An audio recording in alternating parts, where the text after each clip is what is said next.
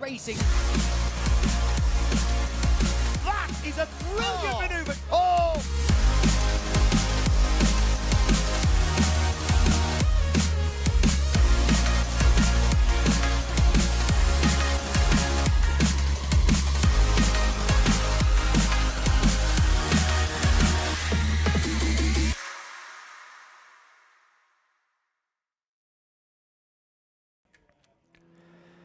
Good morning, everybody. Welcome along to Oulton Park for the latest round of the TCR UK Championship for 2023, the third event of what is already turning in to a typically competitive season of racing. And we arrive now at a circuit that most drivers on the grid will have had highlighted from the moment the calendar was released. Our annual visit to the northwest, to the Oulton Park Island circuit, and for a pair of races today, a single day format, so we're back to just 2 races per day for TCR UK and Civic Cup, plus, as usual, a whole host of BRSCC support race action as well. Andy McEwen here in the commentary box. Paul O'Neill will be, well, everywhere today, in the pit lane, on the podiums, and joining me in the commentary box during the races for TCR and Civic Cup on what is a damp circuit. In fact, about 10 or 15 minutes ago, I would have said it was a sodden circuit here at Oulton Park, but it is getting drier. It's actually pretty warm still out there, and hopefully we're going to see the track conditions improve as we move through the day. It's a challenging circuit, 2.66 miles in length,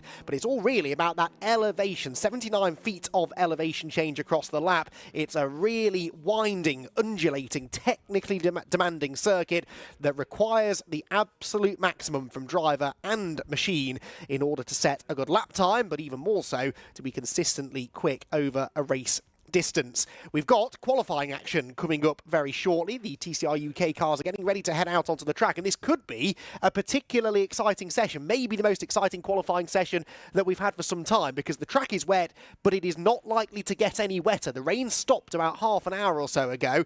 The blue sky is arriving, as you can see in the distance. This track is going to get drier over the course of the qualifying session, and as it gets drier, it will get much, much quicker. So it's going to be, I think, one of those sessions where the quickest lap times come right at the very end, and you've got to be on the money, and you've got to be out on track at the right time, on the right tyre, in order to set a really quick lap time. So it's going to be interesting to see what happens over the course of the qualifying session and who gets it right, because those who get it right could be rewarded with, or will be rewarded with, a good grid position, and we know how significant that can be here at Oulton Park. It's not the easiest of racetracks at which to overtake, and so if you can get yourself on the front row of the grid, that gives you a really, really good opportunity then to score some points when we go racing later on.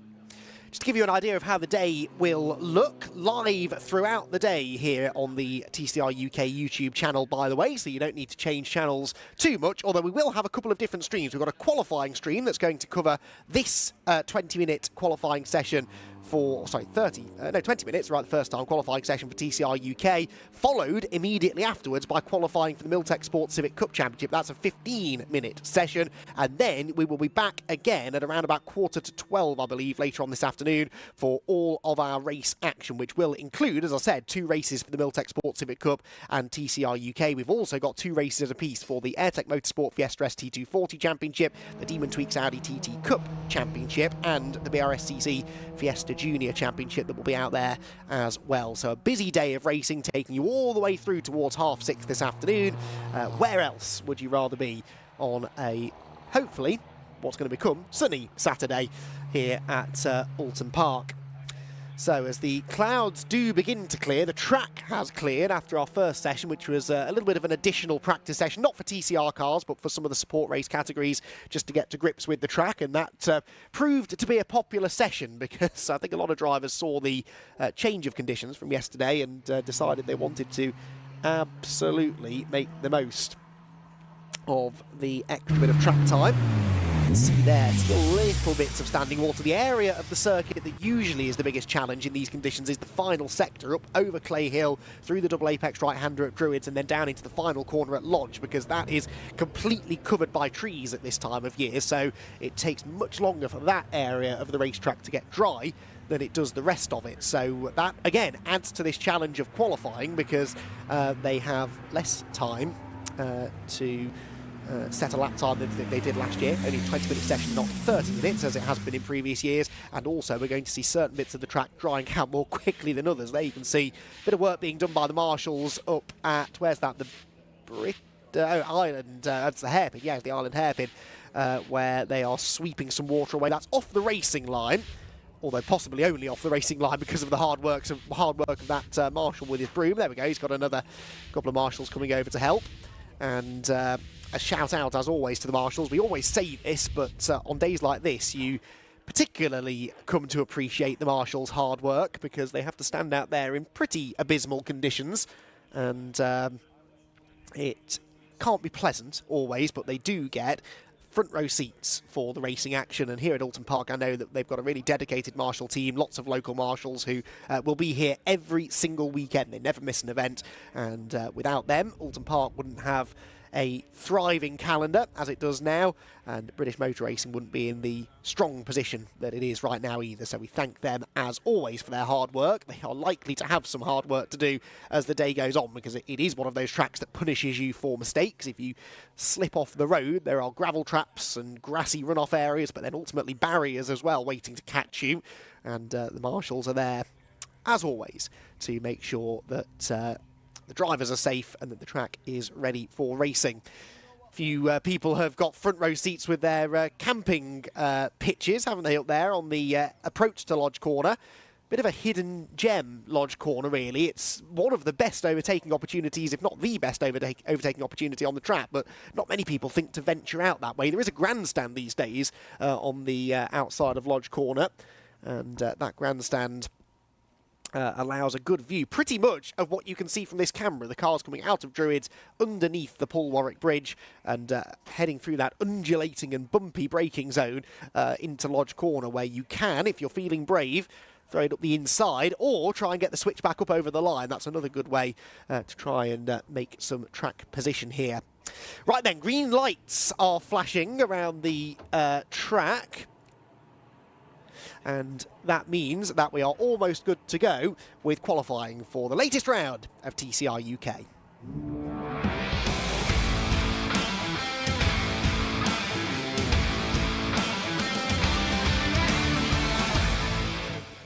So cars leaving the track then, or leaving the pit lane, entering the track ahead of a 20-minute qualifying session then for round number 7 of the TCR UK Championship. As I said earlier on, unlike other rounds this year, just a double header this weekend, so just the 2 races, so no second fastest lap times to worry about. It's all about the outright fastest lap times. That sets the grid for race 1. For race 2, we have the top 10 finishers from race 1 reversed to give us the grid for that second race. So this is all about setting one quick lap, and the drivers now getting their first glimpse of the track conditions. Now, it's still very wet, don't get me wrong, but I'm interested to see if anybody braves the slicks at the end of the session, whether the track will get dry enough for slick tyres by the end of the session. I doubt it. I think it's probably still going to be a little bit too wet because, of course, it's not just a case of bolting the slicks on and immediately going quickly. You've got to get them up to temperature, you've got to get yourself into the groove, and that might take 5 or so minutes, and I doubt they're going to have enough time to do that. So I think this is actually going to be a case of trying to keep the wet tyres alive long enough that you can set a lap time, a good lap time, at the back end of the session when the track conditions are at their best. But right now, as you can see, still very wet as they head under the trees towards Lodge Corner. Carl Boardley there nipping up the inside of Jeff Oulton and trying to claim a little bit of clear track position as they head towards the start of their first flying lap. Now, unlike in the dry conditions where we tend to see the drivers coming in and out of the pit lane a lot to swap over tyres, fronts to rears, lefts to rights, and so on, I don't think we're really going to see that in the wet conditions. The wet tyres, they just want to try and run as many laps as they can on them, as quickly as they can, to try and get those tyres into the right operating window, and also trying to find yourself a bit of clear track, which is proving a little bit of a challenge for a few. Jeff Oulton leading a queue of them down through Cascades Corner, and trying his best to not get in people's way, but that's easier said than done, I suppose, on such a narrow circuit as this one. But anyway, through Lodge Corner they head. Jeff Oulton does now get out of the way of Callum Newsham, one of the drivers there that we also need to be watching out for today, because we know that Callum is hoping that he will have slightly better form maybe than he had at Snetterton, where the compensation weight after a really strong opening round of the championship for Callum meant that he was off the pace. They were complaining that they had very little top end speed as well at Snetterton, but here at Oulton, hopefully, especially with the wet conditions, we might see Callum Newsham returning to the top step of the podium, where he finally found himself after a long time waiting at Brands Hatch at the season opener. Right then, cars getting themselves up to speed. I've been joined now by Paul O'Neill in the commentary box, and Paul, your first view of the track conditions out at the back of the circuit. As I was just explaining, this is the area that often takes the longest to dry, and it comes right at the end of the lap, so you could be on a really good lap and then do exactly what Brad Thurston's done, locks up into Lodge Corner, straight into the gravel, avoids the barriers thankfully, but Brad proving my point for me. Yeah, exactly that. I tell you what, I've come at the right time there, haven't I?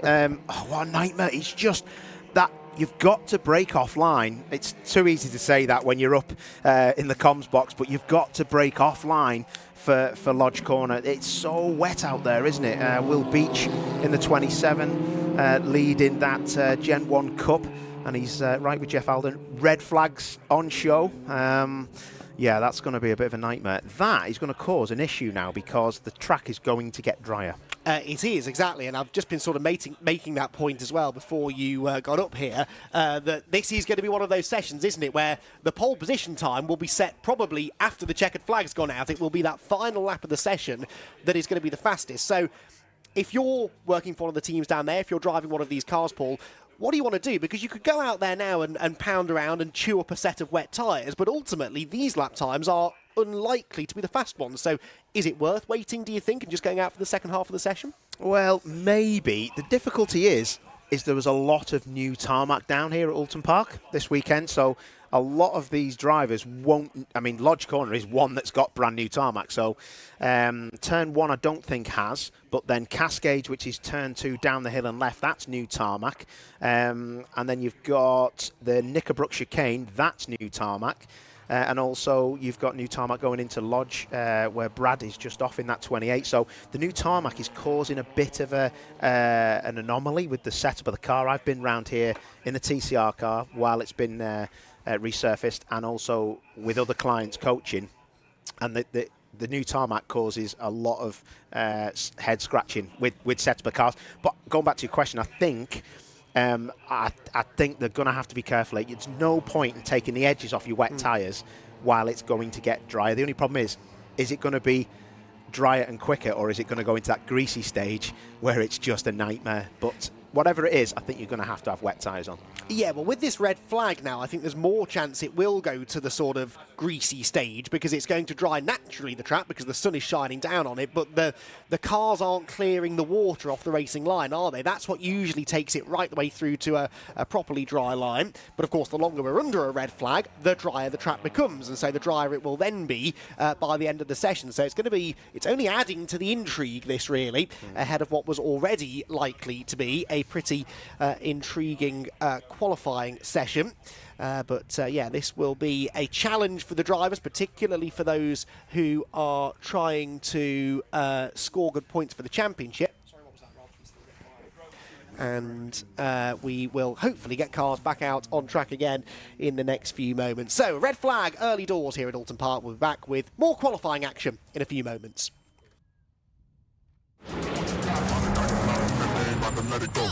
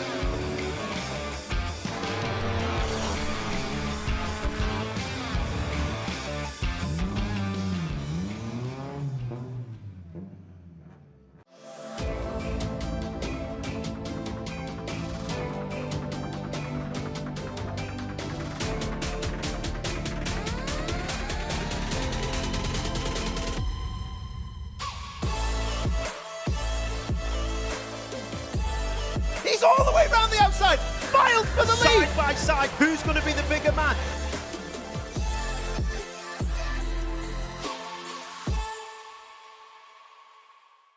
Is your business ready to switch over to cloud telephony before the BT analogue switch off?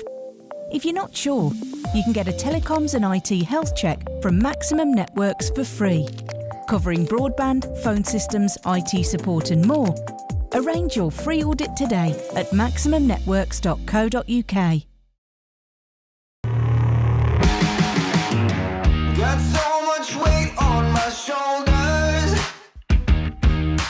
and have to knock me out, but I'm still holding the throne. You never know till it's over. You want an honest man, but you don't understand. I won't be here when you wake up again. You want an honest man, but you don't understand. I won't be here when you wake up again. You want an honest man. Next year, BT switch off their old analogue network for good. Make sure your business is ready to switch over to cloud telephony. Get a telecoms and IT health check from Maximum Networks today, for free. Future-proof your business now. Arrange your free audit today at maximumnetworks.co.uk.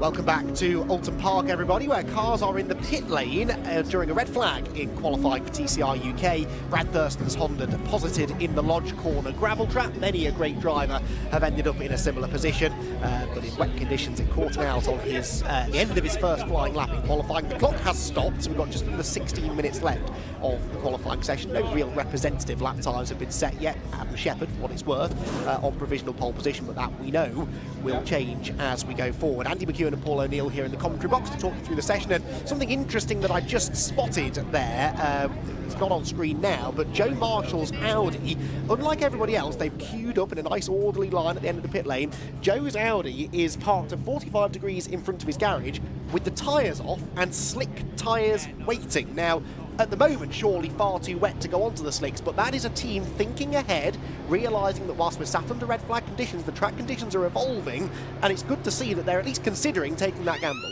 Two things. Rob Boston Racing. Rob Boston is one of the top thinkers in this championship. He thinks ahead of the game. The other part, the clock stopped. There's still 16 minutes left of this session. There's actually 3 or 4 things here. The wind outside, you see the flags in the background? Yeah. They are blowing like a good one. The sun's out. Everything says to me it's a slick tyre.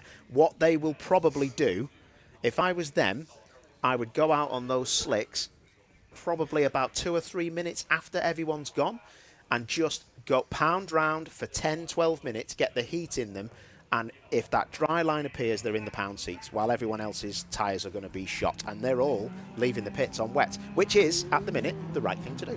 It is, but it's all about anticipation, isn't it? And that is where the big teams that have been doing this for years and years and years know what they're doing. Now, there is Joe Marshall's car. What tyres are they putting on?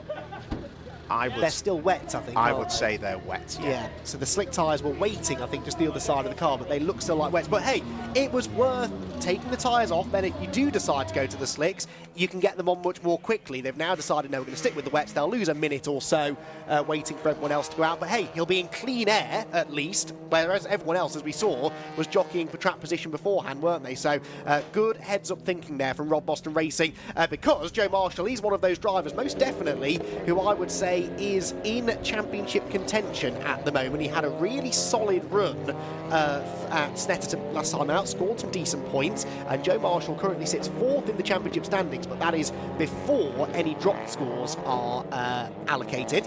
So he is right up there, certainly, once those drop scores are added. Mark Smith that's on screen, it looks like he's got front slicks on. It actually looks like he has got front slicks on that car. He's got yellow sidewalls on it.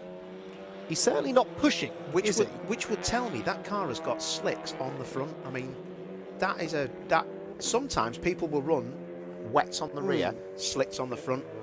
Can you do that in TCR UK though? Because it always used to be the rule that you couldn't. I didn't think you could, if I'm honest. Maybe Mark thinks that you can. Maybe, but I mean, that would say to me he's not going massively quick, is he? But I mean, the proof will be in the pudding, because you'll be locking up going straight. I mean, the speed he's going would tell me that he is on slicks of some sort.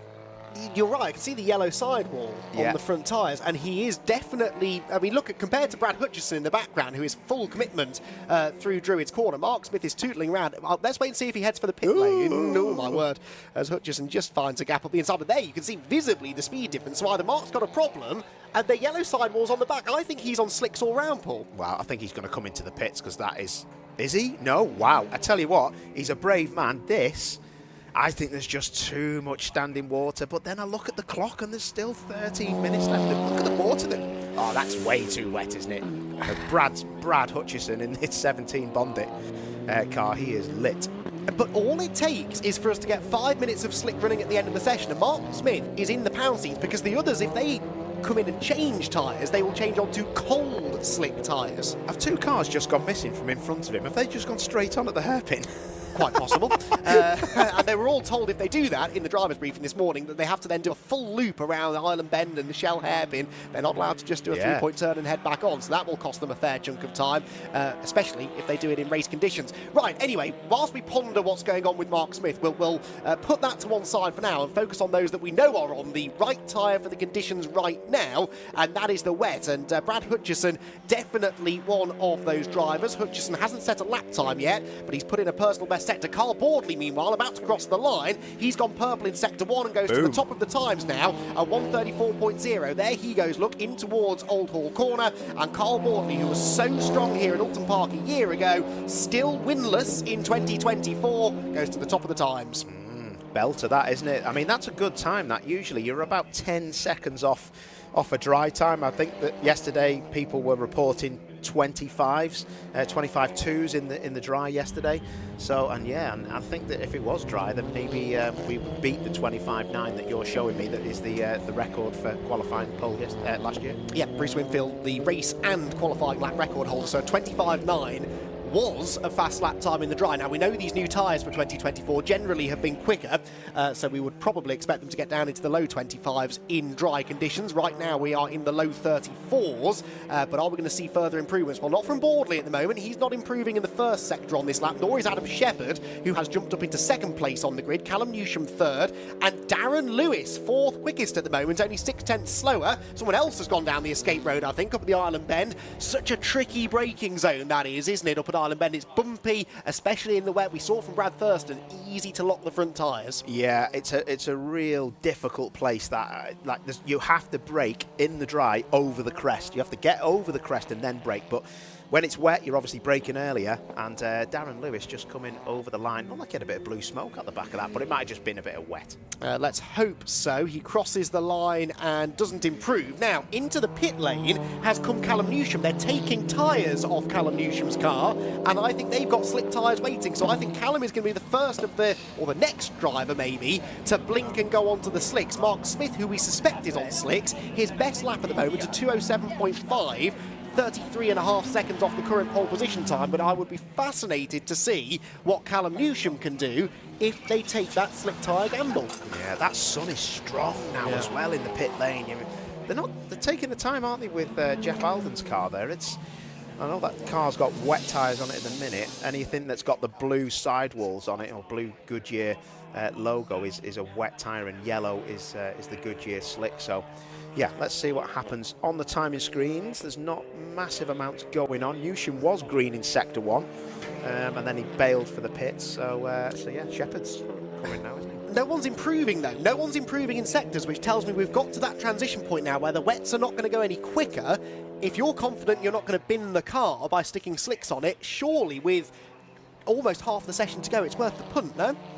I would say so, but I still think there's still you're only going to go quicker if you put new wets on. The new wets have got such an edge on them that they will turn you in. But that looks like, to me, that's a set of wets going back on. It is, isn't it? Right, they're sticking used wets on.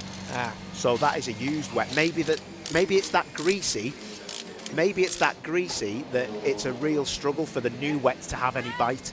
So the greasy stage now, that's probably a good call, that to use a scrubbed wet, what we call a scrubbed wet, and it's more like an intermediate. Joe Marshall, who is just behind our camera, is also having a tyre change. I'm looking at that out the window. I think they might be doing the same thing, so I think you're onto something there, Paul. I reckon that is what they're doing. Now, Carl Boardley, still fastest, hasn't improved his lap time, but on the previous lap, his second and third sectors were faster than anyone else has been all session. It didn't, in the end, yield an improved lap time, but he has still got some decent pace out there. Here he comes into the hairpin. He's got Darren Lewis and Adam Shepherd ahead of him. Adam Shepherd, the championship leader after Snetterton. Decent little lead that he's got before those drop scores are applied over Callum Newsham in second and Carl Boardley third. Boardley only 4 points adrift of Callum Newsham at the moment in the championship standings, but these are at the moment the two fastest cars on track, the two Cupra Leon competitions, and Carl Boardley's car number 1 catching these two but not improving at the moment on this lap, nor is Adam Shepherd, and the same is true in the middle sector, so they are now struggling for lap time. Yeah, the other thing that is a problem as well is that they'll be coming in the pits to take pressure out the tyres. As it gets drier, as the tyres start to slip across the greasier surface, the tyre temps go up, the pressures go up, and the car will lose front traction and rear traction as well. So he's having a cool down, isn't he? Yeah. Look at that. He's looking to cool down his tyre. Now he's going to go for it. So he is struggling with a bit of temp. So he's going to now try and stick one together, Carl Boardley. Well, let's see what he can do then. Up and over Deer Leap he goes. He can give us a guided tour perhaps around the Oulton Park Island circuit. He's backed off to get himself some clean air and barrels off towards Old Hall Corner. Paul, you've driven more laps around here than most. Talk us through a lap. Yeah, done a bit around here, so you don't want to be rattling them curbs, and Carl doesn't do that. That's the exit Old Hall. Down the avenue now, down to Cascade. This is down into 4th gear in the dry. Probably 3rd in the wet. Look at that wide line on entry, looking for the circuit that hasn't got the rubber in it. This is the difficult part. Will he stay right now down to the island hairpin? Yes, he does. Over the crest, starts braking, then starts to come across to the left, and he'll miss the apex like he does and try to get that car as straight as he can in 1st gear in the dry, that is, maybe 2nd in the wet, just to stop those wheels spinning. Traction up and over hilltop. Excellent part of the circuit. In a TCR car, it feels so alien driving around here. The cars are so big, the circuits are narrow. Into the chicane at Knickerbrook. You just want to get these apexes as best you can, even in the wet. This is new tarmac, so it should have a lot of grip. Oh, that's not what you want to do. You'll get wheel spin on those red and white curbs on the exit. Up over Clay Hill, this is horrendously scary. Up to 5th gear, sometimes you hit the limiter. On the brakes, that car doesn't look like it's that soft on the dive when it brakes, but look at that. Round Druid, absolutely flat out, some commitment that, but still on the timing screens, it's not fast enough. He's all over the track looking for the puddles. Down into Lodge, this is 3rd gear, let the car roll in, let the front axle do the talking, and it isn't doing the talking for Carl Boardley at the minute. Well, let's see what the lap time is there. Remember, a 34.0 is his current benchmark. That lap of 34.4, so about 4 tenths off the pace. However, Callum Newsham has just pumped in a personal best in the 1st sector, and so has Joe Marshall. The two cars that we've seen in the pit lane for a tyre change, we believe they've both gone for a scrubbed set of wet tyres, and they are going quicker than they have been so far in the session. Adam Shepherd just did a personal best in the 3rd sector on his previous lap, but it wasn't enough enough to improve his lap time. But the next car across the timing line will be Callum Newsham, and he's being followed, I think, pretty closely behind, maybe, by Joe Marshall. Let's see what Newsham does. Across the line he goes, doesn't improve. A 35.0, half a second off his previous best. That's not what I expected. I really didn't expect that. That last sector, the tyres must have just got so energised and hot that they just didn't give him the bite he needed in Druids and also at Lodge, the last corner. But yeah, I was looking for, that was going to be a front row, I thought. Joe Marshall improves to 4th ahead of Darren Lewis. Darren Lewis still in the top 5. We said in our social media sort of preview about an hour ago down in the pit lane, Paul, that Darren was one to watch for this weekend. He's living up to that billing. Yeah, he is. He's got a good car. He's a good driver. He's done a lot of racing. There's a lot of drivers who've got a lot of respect for him. I think people sometimes get the wrong end of the stick with Darren and think he's a feisty driver and maybe gets his elbows out. He does, but for me, he's fast and he gets the job done. So yeah, someone's had a massive spin. Now, we are not racing on the international circuit at Oulton Park today, but 2 drivers haven't got the memo and have just gone straight on at the Island Hairpin. But yeah, the amount of dirt, that is not a part of the racetrack we're using this weekend, but someone's had a moment. Brad Hutchison, one of the drivers. What have you spotted, Paul? Right, Newsham is on a flyer. He has done fastest ever sector. He's going to be we got him. Fair play to the director there. So Druids now. This is where he was very, very slow, but he's green and purple. This really could be pole. Can he get it? Look, it breaks offline. Callum Newsham, this car, this weather, this is perfect for him. Got his first career pole position at Brands Hatch earlier on in the season. Can he back it up with another one here at Oulton Park? Over Dear Leap he comes. Personal best first sector. Outright fastest second sector. Second fastest on the timing sheets. 31 thousandths of a second, all that separates him from career pole position number 3, but he is on the front row provisionally. The top 3, Paul, covered by 3/4 of a tenth of a second in the wet. That is particularly impressive. Wow, that is absolutely nothing, is it? That is really, really impressive. But that's not going to count with a bit of track limits. But yeah, he was purple in sector 2 and 3. He's gone quicker again. Will that lap be deleted though? He's gone quicker again in the first sector. It just depends if he set the pressure pad off. So they are monitoring track limits at Old Hall Corner, Cascades and Lodge. They're the 3 places they're monitoring the track limits. That was Cascades that we saw him drifting very wide over the edge of the road. So we'll keep an eye on the timing tower. For now, though, Callum Newsham is pumping in some good sectors. He drops down through the Hislop chicane into the tricky off-cambered right-hander at Knickerbrook Corner. Misses the tyre stack on the apex. Accelerates over Clay Hill. This is where sector 2 ends. And we'll momentarily see if he's continuing that form. Well, it's a 35.7 as Mark Smith has gone off, pulled off, I think, maybe, on the exit of Cascades. I don't know. That looked like the car was rotating just as it come into shot. Yeah. And still on those slick tyres, isn't he? So that's not really worked, has it? Lucky boy. They do look slick, them, don't they? Yeah. He's been driving around at 2 minutes and 1. It was worth a try, wasn't it? But Callum going to finish this lap off. He's yellow in the middle sector. What is this going to? What's this going to do for him? Let's see, across the line, he's to find 31 thousandths of a second. Can he do it? The answer is no, a 34.5. So lost time again in that final sector. He does seem hit and miss in the final sector, doesn't he? Mark Smith, meanwhile, back underway. As you said, Paul, a very lucky boy not to have damage done to the Gen 1 Cupra. Spinning at Cascades Corner usually ends up with a fairly expensive repair bill, but he's done well to avoid that this time as Callum Newsham heads through the same part of the circuit and uses about the same line that he did through Cascades a lap ago. Yeah, but they're all the tyres are starting to overheat now for a lot of these drivers. They're all over the place looking for those puddles to cool that soft rubber that sits on top of these Goodyear carcasses.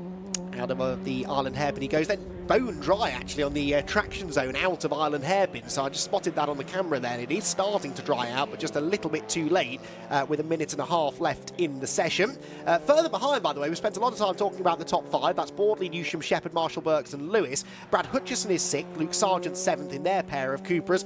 The returning Will Powell in his Honda is 8th, but he will start from the back of the grid anyway because that's a different chassis from the one that he raced at Brands Hatch at the start of the season. And then the first of the Gen 1 Cup drivers, that's Will Beach, who is 1.1 seconds quicker than Rick Kerry, those two having had these brilliant battles already this season in the Gen 1 Cup. Then it's Steve Laidlaw again returning at the wheel of a Hyundai. What have you spotted? Right, okay, so while we're watching Callum Newsham, an outlap has just happened for Shepherd and he's done 2 green sectors in the sectors that he's actually been counted on. So to go green and not be far off, 117, there's Shepherd. Excellent stuff from the director again. So now we're going to see, oh, it looks like it's got no front end, that car, but what is it going to be? It's a 27.3, which is quick enough to give him a decent lap time or start it. Let's see.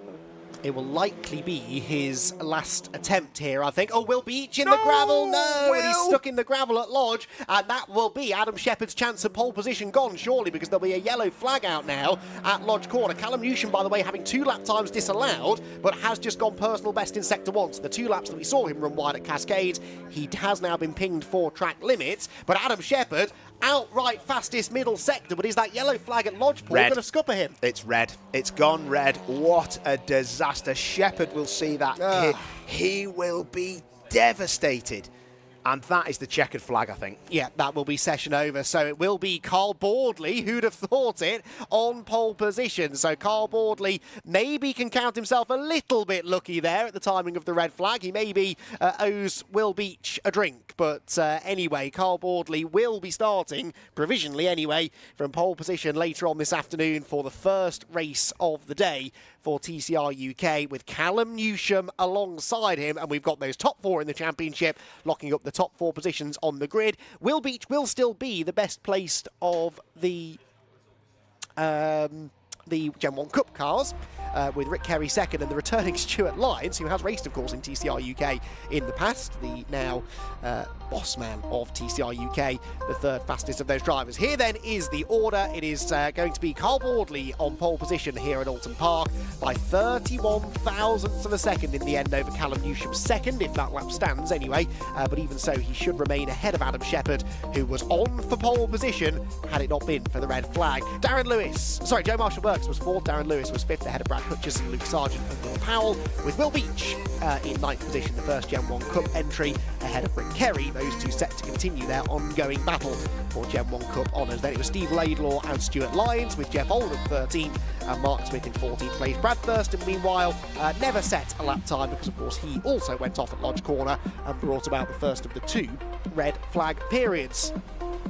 So, I told you qualifying would be interesting. It certainly was. It was eventful and it was successful, ultimately, for Carl Boardley, who, of course, because of setting the pole position time, has just netted himself 6 nice championship points. That's his best qualifying effort of the season so far as well. His first pole position, therefore, of the season. So he gets 6 championship points, 5 points for Callum Newsham, 4 for Shepherd, 3 for Joe Marshall-Burks, 2 for Darren Lewis, and a solitary point for Brad Hutchison. All of this, though, becomes relevant for the championship as we move forward, and once those drop scores start to be taken into account, which we will probably start looking into after this weekend, then that is definitely going to tighten things up at the top of the table, because yes, at the moment Adam Shepherd has got this very healthy championship lead, but that's only because he has yet to finish off the podium. He's been on the podium in every single one of the 6 races so far, Adam Shepherd, whereas the likes of Callum Newsham, he's had a couple of results at the back end of the top 5, so he's dropping fewer points than Adam Shepherd, and that will tighten things up quite nicely. Carl Boardley, likewise, has had a couple of races, or 1 race outside of the top 3, and Joe Marshall-Burks, of course, had that non-start at Snetterton last time out, which really sort of scuppered his entire weekend. So, yeah, that will be certainly something that's going to tighten the championship up after Oulton Park, with 4 more rounds to go after this one. We head to Croft next, then the first of 2 visits to Silverstone. The National Circuit is the first layout at Silverstone that we'll race on. Then we head to Thruxton, and then we finish back at the home of British Motor Racing on the Silverstone International Circuit at the end of the year. So, the drivers heading down to the pit lane. We'll hopefully get a chance to speak to a couple of them in a moment or so, but for now, we're going to take a quick ad break here at Oulton Park. Back with more in a few minutes. Is your business ready to switch over to cloud telephony before the BT analogue switch off? If you're not sure, you can get a telecoms and IT health check from Maximum Networks for free, covering broadband, phone systems, IT support and more. Arrange your free audit today at maximumnetworks.co.uk. Let it go.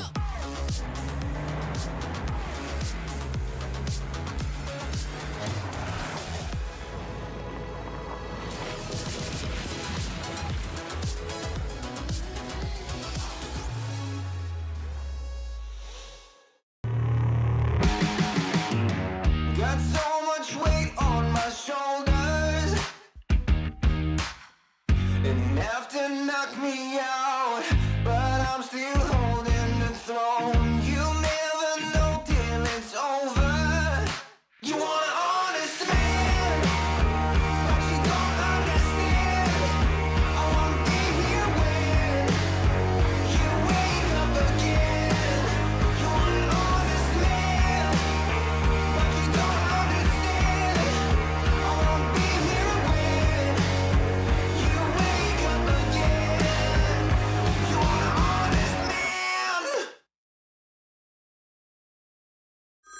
Next year, BT switch off their old analogue network for good. Make sure your business is ready to switch over to cloud telephony. Get a telecoms and IT health check from Maximum Networks today, for free. Future-proof your business now. Arrange your free audit today at maximumnetworks.co.uk.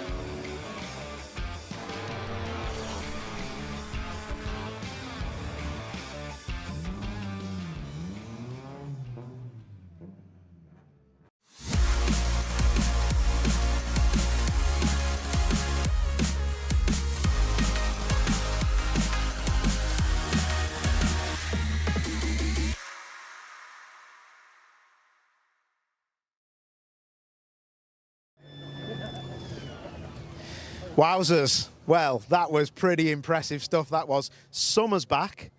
Carl Boardley's back. Pole position, mate. Must be made up with that. What a lap. Yeah, good. Really good. First time we've sort of driven the car in the wet with the settings that we've adopted for this year. And it, yeah, all seemed to go to plan. Got a couple of good laps in, or what I thought were good laps, and yeah, just stroked it home. Yeah, like you say. Don't know about the summer, but who knows? Talking about summer, was there ever a cross in your mind thinking, need to be on a slick here? Because some people did try it, but it just wasn't the time. I didn't realise people would actually try it.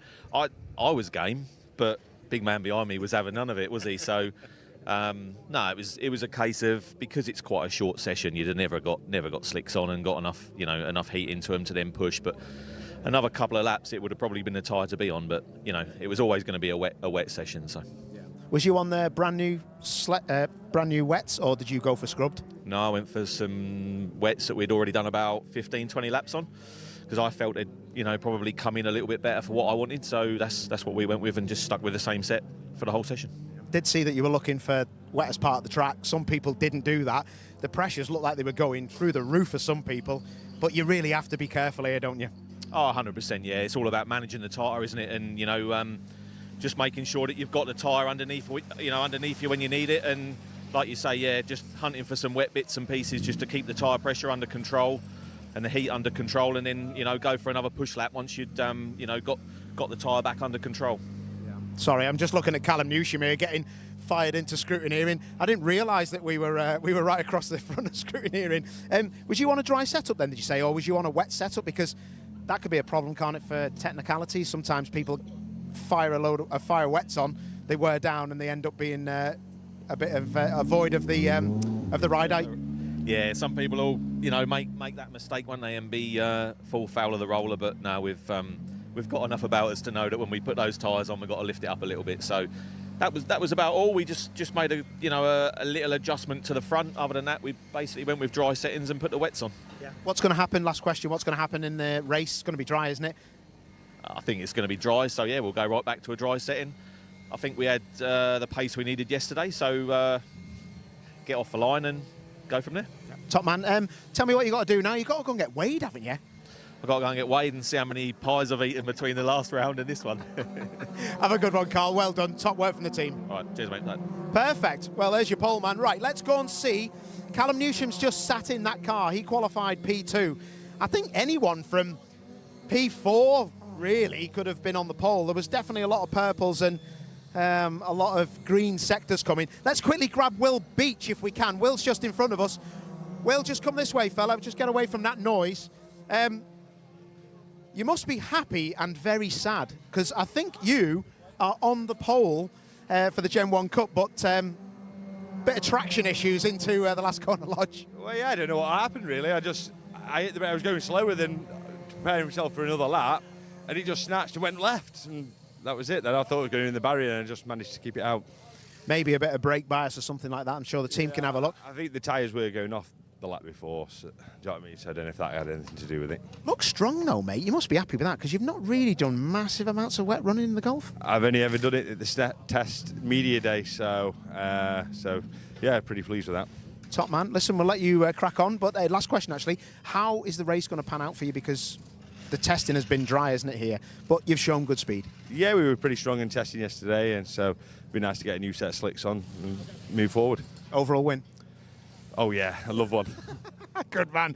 Excellent stuff. Well done, Will Beach, in the Gen 1 Cup. Let's see if there's anyone else around that I can speak to. No, right, let's go and walk down because we need to speak to second and third.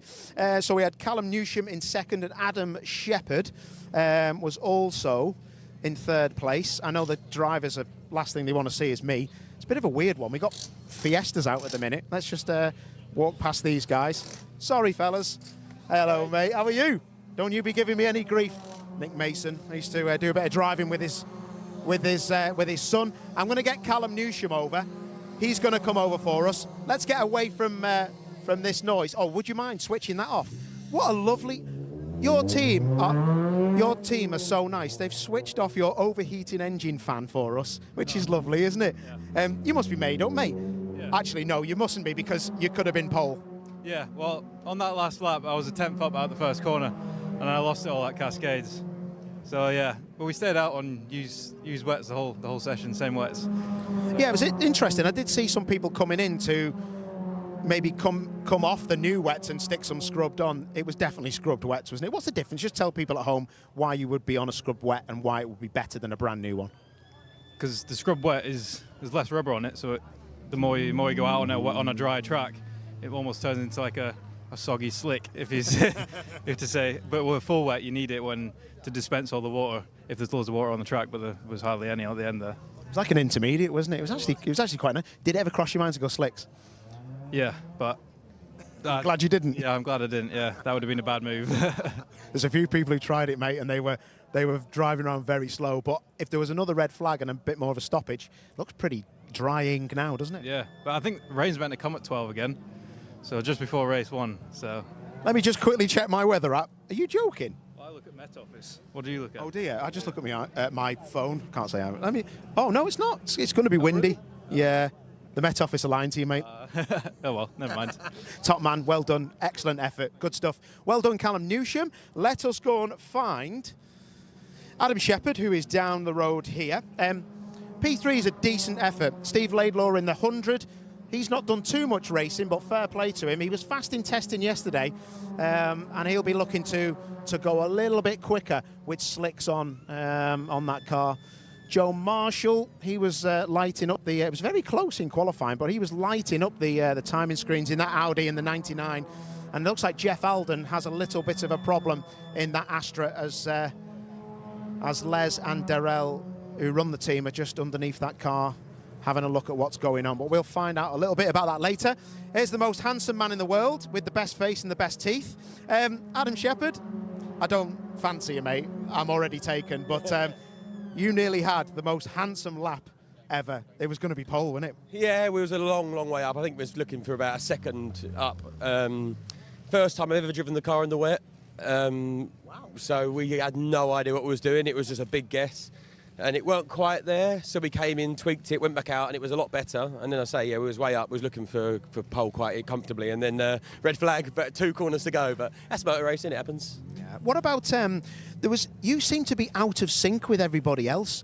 Did you come in and do something with pressures, or change tyres, or go scrubbed fronts, or something happened? No, we just, we went low with pressures, it didn't work. We went up with the pressures, and it was so we were just kind of working out what to do with the car, really. And then when I'm out there, I can see it drying. So I'm like, do I stay out longer and go for the driest lap, or do you put new tyres? So it was, I don't really know what the others done. We just done our own thing. I'm quite pleased with that. Obviously gutted that we didn't get pole, but first time in the wet, max ballast. It's, it's not too bad. Talk to me about this compensation weight. It's a good thing, isn't it, for the championship, but this is a difficult place to lug it round. That's probably really helped you in the wet, isn't it? Oh, I'd rather without it, to be honest. But Yeah, it's 40 kilos, so obviously it's a lot of weight to stop when you're doing 130 mile an hour and carry around corners. But it's part of the championship. Everyone carries it at different points in the year. We had 30 at Snetterton and 40 now, so it swings around about as everyone goes through it with their up the front. Just got to see how it goes, haven't you? Just quickly, what's going to happen in this race? Done a bit of testing yesterday. Should know what the circuit's got to offer with slicks on. Yeah, we were quickest yesterday in the dry, so we were kind of hoping for a dry qualifying, really.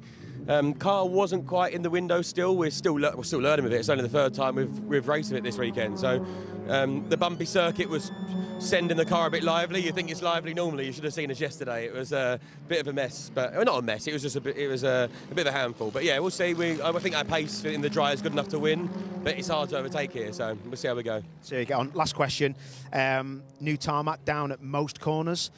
Weird, isn't it, to have it just in the corners? You come off such a different coefficient of tarmac, and then you go on to, especially Cascades. I drove a TCR car on Friday, and I couldn't believe the difference. Yeah, it is. It's the balance between corners is a bit odd as well, because on the way in you got grip, on the way out of some you're wheel spinning. So yeah, it is odd, but after a few laps you kind of switch off and just it just becomes the norm. But fingers crossed for a good race. Talking about switching off, mate, I'll let you go because I know this. I know you hate talking to me, but you crack on. Nice one, mate. Well done, Adam Shepherd. Let's go and see Darren Lewis, and his car is always one that you can see pretty easily. Let me see whereabouts he is. Oh, he's up here. So Darren Lewis was the pole man for the Goodyear Diamond Trophy. Let's see where he is. Darren, oh, actually, I was going to talk to Joe Marshall, but we'll leave him for a second. Just need to speak to Darren because he is the man on the pole for the Goodyear Diamond Trophy. He's just talking to his team. All right, Dazza, lad, can we just have a quick word, mate? When you've got football hooliganism at 10 and a racing driver at 12, I like this Nike. Is this Nomex, or have you just put it on? Be careful how you answer that. It's fireproof. Is it? Thought it was. Well done, mate. You're on the pole for the Goodyear Diamond Trophy. It's pretty good effort. You're flying. In the pre-show, we were talking about how good you've been, me and Andy McEwen. It's impressive. You're loving this car, aren't you? Yeah, no, the car in the dry yesterday wasn't as good as I was hoping, but in the wet today, it just felt real planted. But we only went on old tyres, and I got to a point as I was going through that it just felt like I was driving on jelly. And I just thought, I kept looking at the Delta, and I wasn't going to go any faster. But I think 5th, 8/10 off pole, I think that's quite a result, really, to be honest. Quite a result. Yeah. I think that's pretty impressive, mate. I'll go home now. What do you reckon this race? It's going to be dry. Some drivers are telling me they've looked at the weather and they're saying it's going to rain at 12. I hope so. You really do? You'd rather be in the wet? Honestly, I'd rather be in the wet. The way it felt yesterday in the dry, I'd rather be in the wet. It felt better in the wet than it did in the dry yesterday, to be honest. But just tell us then, you know, people at home watching, they might be thinking, what can it be? How can a racing car feel bad? They're on rails, aren't they? How was it yesterday? Why was it so difficult? Well, I'm getting on a bit now. And Stuart Lyons is 61. The corners come up a bit faster in the dry. So in the wet, it's a bit slower. No, I just in the dry, I was slowing the car up too much, and then getting on the throttle too early, and then causing understeer and loads of other things with it. But in the wet, then it's, you know what it's like in the wet in a race car. You want to be smooth, and I think I drive the car well smooth. But these things in the dry need to be a little bit aggressive, I think. But I just need to work on my dry pace. But I think I'm always better in a race than qualifying. So that's put me in the mix, innit? So hopefully we can have a good race. Jobs are good, and well, the best of luck, fella, and I'm sure we'll be seeing you on the podium, hopefully. I'd love to. Cheers, buddy. I'm sure you will, Dazza. Well done, mate. Spot on. We did see, didn't we, just there, Joe Marshall, and he's actually here with Jack from TCR UK. So I'll quickly speak to him. Joe's always got some good stuff to say. He's a proper pro, actually, to be fair. He's probably talking some secrets here, and Jack will tell him to shut up. Sorry, Jack. Joe, that could have been so much better. Yeah. It was looking good, mate. It felt, when we first got out of the pits, it felt really good. I thought, right, here we go. We got out on old wets. I thought, right, here we go. Then put the new set on the front, and then nothing changed. It just felt like I had old wets on again. We had the similar setup to Snetterton Media Day, where we were really, really quick in the wet, and I think it wasn't wet enough. And by the time we put the new on the front again, it was too dry. So it's just a bit of a bit annoyed, to be honest, because the car is quick in the wet, and I like the wet. So, but it's 4th ain't bad. We still race from there. Typical Rob Boston. I seen you sat in the pits. Was you waiting for everyone to go, or was you thinking slicks maybe? It looked like the slicks were lined up, and it was, in my eyes, it was the right decision. But the pit lane opened, and it was like, nah, we got to stay on wets. It looked like that. Well, I come in and goes, I think it's dry, Rob. He went, no chance. I went, no, I think it is, mate, honestly. So we were going to put them on. I thought, oh, do we need to play it a bit safe here? At least get a lap in. And by the time I got a lap in, I was just only improving a 10th, and I couldn't go any quicker. I was like, I'm just burning my tyres for no reason here, so I just boxed. It said P4, so I was like, right, we'll deal with that in the race then. So just get a good start, and then, yeah, battle with the top 3 then. Fast in testing yesterday, got the speed to be winning this race, mate. Where's going to be the places to overtake? Nowhere. What we're going to do is drop back to P10 and then get reverse grid pole for race 2. No, you could. I mean, it is hard to overtake around here, don't get me wrong, but there is places where you can. So, yeah, if I show my nose somewhere, then, yeah, we'll go for a move. Super. Well, send my best to the team. I thought they did a great job. And tell your brother, he just always keeps looking at me. Every time I see him, like, we have this weird, you know, we wink at each other and stuff. And look, hello, mate. He's proper strange, him. Yeah. Well, to be honest, he goes, does Paul know me? He goes, yeah, he knows you. Well, he winks at me all the time. I goes, oh, it's not what they don't know, mate. That's what happens when you're from Widnes. Yeah. Joe, let you go. Well done, mate. Spot on. Joe Marshall, somebody who can win this title, definitely. And that Audi from Rob Boston Racing is a pretty special car. So it's all happening here at TCR UK. I was going to go and speak to some other people, but I think most of them are gone. Luke Sargent might be somebody to talk to, actually. If we've got a bit of time. Luke Sargent, just on my right-hand side here, he's talking to Rich, his engineer. And I'm gonna chop in here. Sorry, there's Rich fuming. No, it's all right. It's good. It's good. He's one of the best people to work on a car that I have ever worked with. That guy is special, isn't he? Everyone knows him. Yeah, everyone knows Rich. He knows everything. He just get a car and he knows everything, and he'll tweak this, tweak that, and I'm like, okay. And then he goes, try that, and it's better. And he'll try that again, it's better again. Rich is, he's good. I like it. How nice is it to have that when you're someone that's new to front-wheel drive, new to touring car racing? It's nice to have somebody that's got so much experience that you can just press on a bit, especially when it's changeable like that.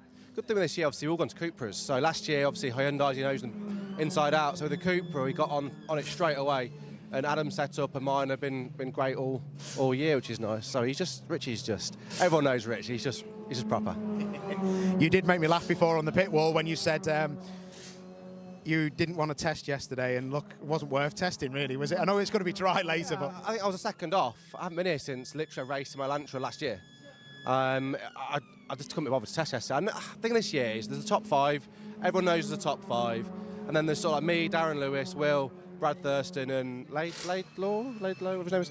So I think I knew I was going to be like 6th to 9th. So I thought, what's the point in testing? I know where we're going to be roughly. So just got out in quali. Thought it might be dry in quali and just try and go from there. But it was wet, which gave me a little bit of an advantage.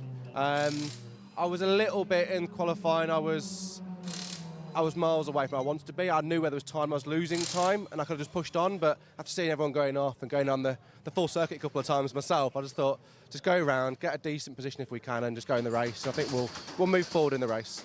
Top man. Last question. In the race, where are you going to be pushing on? Where's the Cooper strong?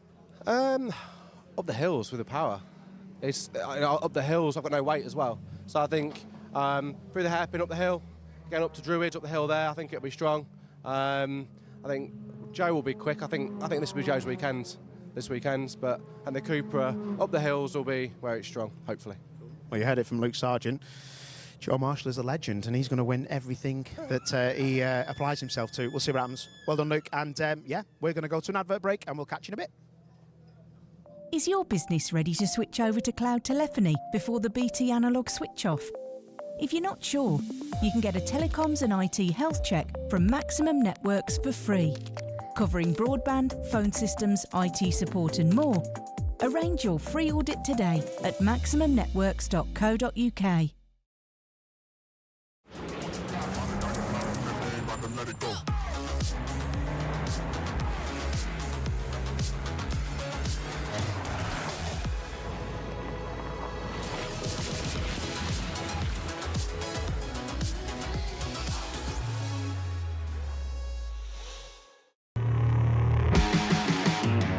Got so much weight on my shoulders. Enough to knock me out, but I'm still holding the throne. You'll never know till it's over. You want an honest man, but you don't understand. I won't be here when you wake up again. You want an honest man, but you don't understand. I won't be here when you wake up again. You want an honest man. Next year, BT switch off their old analogue network for good. Make sure your business is ready to switch over to cloud telephony. Get a telecoms and IT health check from Maximum Networks today, for free. Future-proof your business now. Arrange your free audit today at maximumnetworks.co.uk.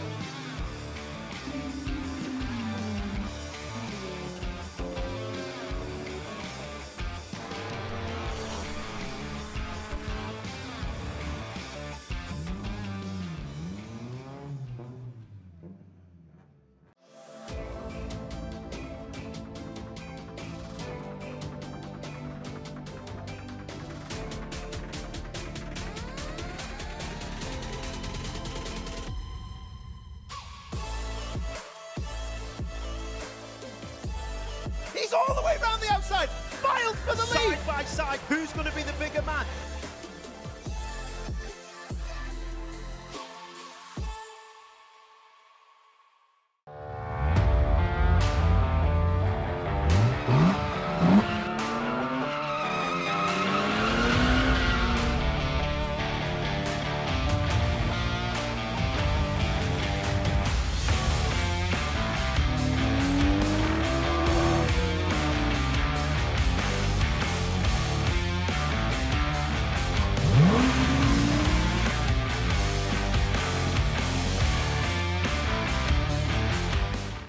Is your business ready to switch over to cloud telephony before the BT analogue switch off?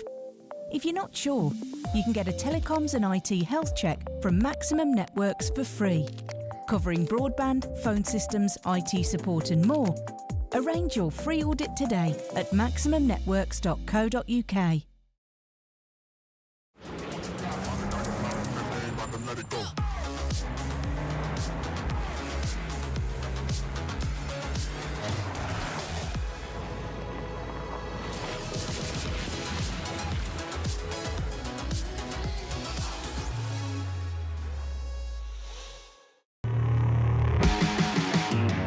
Got so much weight on my shoulders,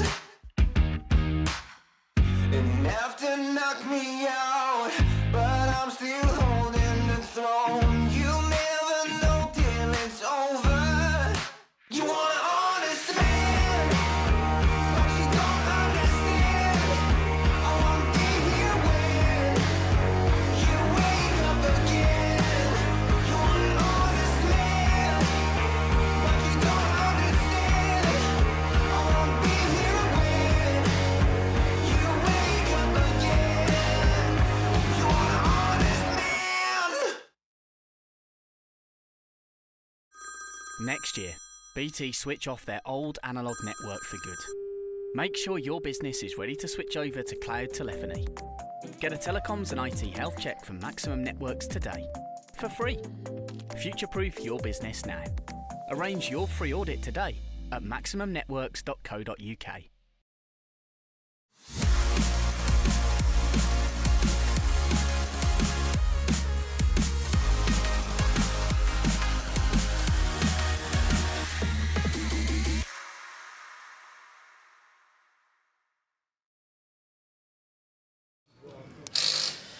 It is everybody's favourite Opel Astra driver. Have I got that right, Jeff? I'm the only Opel Astra driver.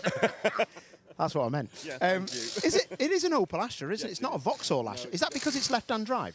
I think because it came from Germany or somewhere like that. So yeah. Good answer, mate. Good answer. What's been occurring, mate? There is a lot of things going on at the front of your car. We had a small problem with the engine mount snapping, and then the turbo pipe came off, so we couldn't go any faster. Devastated. So we only got one lap in, but hey ho, such is life. We'll still get out there for the next race. So at least you've saved some wet tyres, fella. You're going to obviously be on slicks for this race, aren't you? Hopefully. If it stays like it is now, yeah, we'll be on slicks for the next one, and then see where we go. We're not that far. I think we're 13th or 14th or something. So it's not the end of the world. DW Racing are pretty good people, aren't they? And obviously with Matrix Motorsport, you guys know what you're doing. Have you got the parts to get this car fixed? Because that's the problem, isn't it? Definitely. If we haven't got the parts, we'll make them. And we have got a big hammer, if nothing else. So yeah, you might have missed that. We were just off air, and then one of the boys from the team was like, "Anyone got a big hammer?" But I thought they were on about me. Well, it could have been you, or it could have been me, but but no, we're all right. Yeah, the guys will get it fixed. Darryl and the guys are brilliant, so we'll make sure that we get it out for the races. How's the car looking? The car it's not the newest of cars, but it's a fantastic car. It's always been a trusty car. I remember Darrell actually. Did he finish second here last year? I think Darryl was second here last year in it. So it's quick. We've had some problems beginning of the season, but Snap was getting better, and it's quick. It's quick in a straight line. We just got to get it go around corners a bit better. So no, it's a good car. You know, for a Gen 1, it does the job, and we're having fun, which is the main thing. Do you know what the really interesting thing is for me? So Les, who's just here. Just have a quick look at Les. Look, he's picking all this stuff up. So Les spanned my car for me at Knockhill in another touring car championship. I've never seen Les not working. He is like the hardest working man on planet Earth, isn't he? Darryl makes him work really hard, and unfortunately, with having to look after my car, he has to work doubly hard. I'm sure, like he did with yours. Well, he did, yeah, because I remember I had a radiator. I had the front that was off the car. Les didn't stop working. How good is it to be able to drive for these guys, because they don't leave a stone unturned, do they? To be honest, they're brilliant. Yeah, we've been racing together 3 or 4 years now, and they look after me in the car really well, and I can't fault them, to be honest. It's a good family atmosphere, and we have lots of fun. Top man. Listen, I'll leave you to it, Jeff Alden. I'm sure you'll go well in the dry, mate. Keep it on the island and you will be sound. Right, we were going to speak to Rick Kerry, but it's all good, because if Rick's not around, I actually want to speak to this man on the right with the cap on. And this is Brad Thurston. He's back in the championship. He's in a different car, and he looks the part, to be fair, so he should be fast. Brad, I hate the fact... Not very well. Oh, what's the matter? Are you okay? Sore throat? Oh, no. I've actually got a bit of a sore throat, but thank you for keeping your distance, because I've got a little bit of a headache as well, so I don't want to give you that. Just quickly then, mate, I know you probably don't want to chat forever. What a nightmare. Literally, that is a nightmare down at Lodge, isn't it? I've never driven a car in the wet. Don't really like Oulton. It's one of them. See what happens from the back of the grid. You're having a bad day, mate, aren't you, really? Weekend. It's a bit of a difficult one, because it's a change of car, isn't it, for you? So that means that you're just carrying a little bit of a problem. But we're carrying 20 kilos extra ballast as well, so see what happens. Get on with it, mate. Get through it. I'm sure you'll be fine. We'll leave you to it, because I don't want to compound your day by having to speak to me for too much time. Rick Kerry, I'm going to speak to. Brad, good luck, mate. Fair play to him. A lot of people would probably call it a day, and if they were feeling that ill. You can see they've got all sorts of stuff going on, haven't they, in that car, and they're having to replace a lot of things. I think what they're probably doing is getting a lot of the parts off so they can get the gravel out, because if you get a stone in the front of one of these Hondas, or any race car, to be fair, it can go up into the belts, and if it fires a belt off, it can do a 20-30 grand engine. So that is why they're taking it so seriously. It looks like they're getting some seals on the go as well. You can probably see the gentleman in the middle of the sat down just twisting a seal there. That's probably to seal the gearbox back up or something like that. So there's a lot of stuff going on. They may have a little underlying issue there, so we'll keep you informed on that. But I'd like to see Brad go well, because the team do look good. Ran by Will Powell.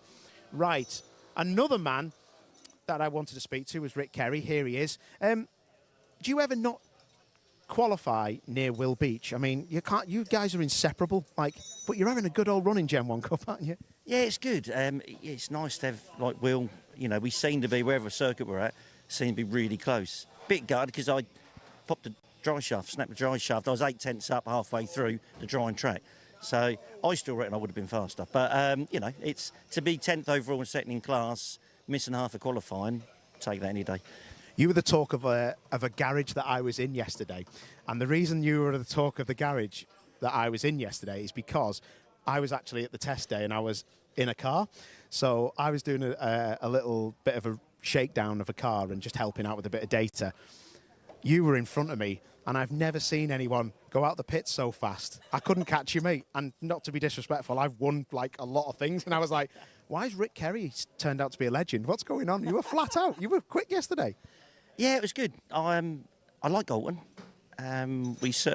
We want to try, with two 25-minute sessions, you've got to maximise it. So I wanted to get out there, get quick, and I'm one of these drivers who like to get into a rhythm, and it's only when you get into a rhythm that you actually know what you've got to do to modify the car to make it quicker. So I needed to get into that to know that we could go faster today. So, yeah, I was determined to get there and go fast. You were pinned. I was like, I can't even get in his toe. He's rapid. How's the car feeling round here? Because it's not the easiest of circuits. I always find that these touring cars always feel very big and the circuit feels very small. Yeah, it's a circuit I've always liked. It's in my early days, it was one of them circuits you nearly got to conquer. But it's also a circuit you can make mistakes, so it's just drive within the limits. It's a bit bumpy. It's got a bit of everything. Some corners sort of in between gear ratios, you're too quick in third. You're sort of not quite quick enough in fourth. I'm hoping with new tyres on, just to gain that little bit of corner speed will mean I can go through in fourth.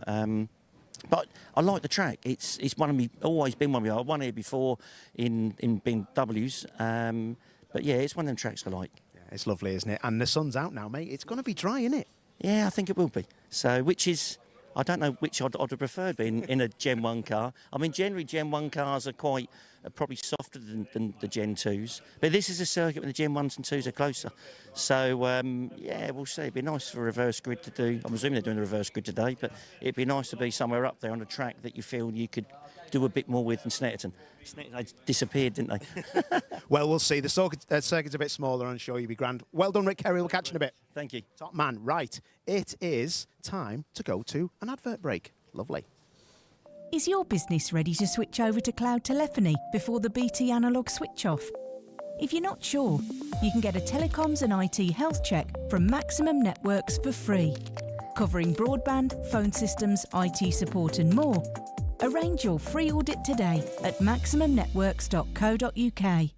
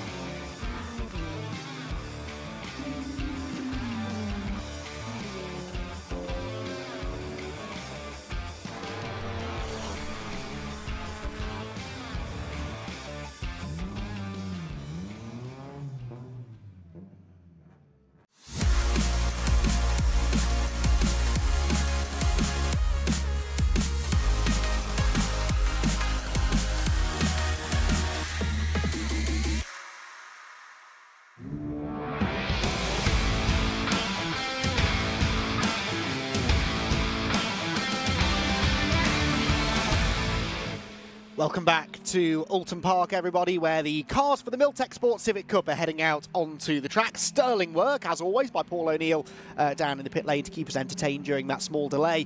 And even more sterling work by our marshalling team, who have repaired a barrier at Oulton Park. They have cleared up an oil spill from the top of Hilltop, in fact from the Island Hairpin, all the way down through the Hislop Chicane and Knickerbrook. And they've got the track ready and raring to go now for a 15-minute short, sharp qualifying session for the Milltek Sport Civic Cup that will set the grid for their first of two races later on today. And as we can see, the track conditions now improving every minute, really, there is now a definitive dry racing line around the circuit. So cast your mind back less than an hour ago, really, when the TCR UK cars headed out onto the circuit for qualifying. It was still a sodden circuit with lots of standing water and lots of slippery areas. Now, though, Paul O'Neill, track conditions looking much, much better. However, for Civic Cup, there isn't so much of a tyre lottery going on. They have one tyre that they use come rain or shine. It is now just a case of getting those tyres up to temperature and getting in the groove. Slippery area motorsport. Very nice. Yeah, very nice. No, you're dead right. This looks as dry as it can be. The only thing is I would think there might be a few puddles here and there just on the curbs of some of the exits, but we'll see about that. The drivers will be quick to pick them up, and already Max Edmondson, headlights on, flat out. Yes, he is, Max Edmondson. Oh, that is Harry England, and that is not the racetrack. So Harry's gone off and into a barrier. So it's Old Hall Corner. He's gone straight on at Old Hall Corner, and again, Paul, so easy to do that because it's another of those bumpy braking zones. Yeah, it is. It's a bumpy braking zone, but also if you catch the white line that might be still a bit wet on the left-hand side as you approach Old Hall, then that'll be you. Red flags are out, and that is every session is a red flag, isn't it? And that oil that was down you were just talking about, I thought that would be the end of our nightmare stuff. Yes, sadly it only just begins. But look, we keep saying what a great track Oulton Park is, and the drivers absolutely love it here. And part of the reason they love it is that it is an old school circuit. If you get it wrong, it bites. And unfortunately, it does lead to the odd delay here and there. But I think the drivers would take this, wouldn't they, over a Silverstone, for example, which is very flat, very wide open, expanses of tarmac runoff area. Here, if you get it wrong, you're punished. Yeah, you are. And look at you see where the tyre marks are for Harry England. That is a lock-up, like pretty early doors. I think he's just been a bit too far to the see the right-hand side where there's that extra bit of tarmac past the white line on the right. If you touch that and it's still damp, a front left lock-up, that's it, it's game over. But, like you say, if you said to me, can we either drive at Silverstone or at Oulton, not to be disrespectful to the national circuit at Silverstone, this place is 20 minutes down the road from me, but not just that, it is superb. And when you do a lap of this circuit, you usually remember it. Yeah, absolutely, especially in a Civic Cup car, because you've got to drive these things on the limit, haven't you, to get a good lap time out of them, which is a lot easier to do, I would imagine, at a Silverstone than it is here at Oulton Park. So, yeah, proper driver's circuit. He's hit that quite hard, you know. Yeah. I mean, there's not... Look how far the car is off the circuit. As soon as you leave the circuit, and he's left the circuit at quite a high rate of knots, he's hit that hard, because look where the tyre marks are. That car's bounced hard. That's going to be quite a lot of... That could be a bit of barrier damage, you know. Them wreck-to-cell barriers that you can just see where Harry's opening his car door. Just in front of him, that wreck-to-cell barrier. I cannot tell you, they're so expensive, them. And MSV and Jonathan Palmer, they are amazing people for putting so many of them out, because they save cars and they obviously save lives as well. Absolutely, because I almost guarantee the front of Harry England's car is going to be barely damaged, because they cushion the impact so well. But you're right, the metal Armco barrier behind that will still have taken a whack, and that's the risk. So I suspect that is why the Oulton Park van, the circuit maintenance van, has made its way for the second time in quick succession to Old Hall Corner, because we had a bit of barrier repair to be done after the Fiesta Junior practice session earlier on, and they're just going to check the barrier over and make sure that the Armco barrier itself doesn't need too much in the way of fixing. Right then, as I was starting to say before that all kicked off, Max Edmondson, your championship leader after 6 races so far this year. He has won 3 of them. 2 of them have been won by Josh Files and the other one by Alistair Camp, and unsurprisingly, therefore, they are the 3 drivers who find themselves at the top of the championship table. Edmondson leads by 27 points at the moment over Josh Files. Those 2, quite frankly, are in a different league to everybody else. They're both on, well, Edmondson 230 points, Files on 203. Alistair Camp is next. He's on 141 points. So a country mile back, but this is before dropped scores. And normally, Paul, as a commentator, I quite have to go on the record to say I detest drop scores, because it means I have to do maths. But this is where I'm quite grateful for them, because it does bring the likes of Campy, Spencer Stevenson, Harvey Caton, Liam McGill, Will Redford, Lewis Kent right back into the picture again once those drop scores are applied. And it pretty much guarantees that when we get to Silverstone at the end of the year, we will have multiple drivers going for this championship. Yeah, I'm right with you on that. I'm not a massive fan of drop scores, but I've got to say, I mean, that table is very representative of what we're seeing, isn't it? Let's not beat around the bush. The one thing I will say, though, is I spoke to Ben Sharp yesterday, and they think that they've been hindered by a certain problem on the chassis with most of their cars. Oh, really? Yes. So, and they've now resolved this problem. And they think they've resolved it because they were here testing yesterday. So Ben Sharp Racing, so the likes of your Spencer Stevensons, Harvey Catons and people like that, Will Redford, I think you might see a bit of an upturn in fortune for them.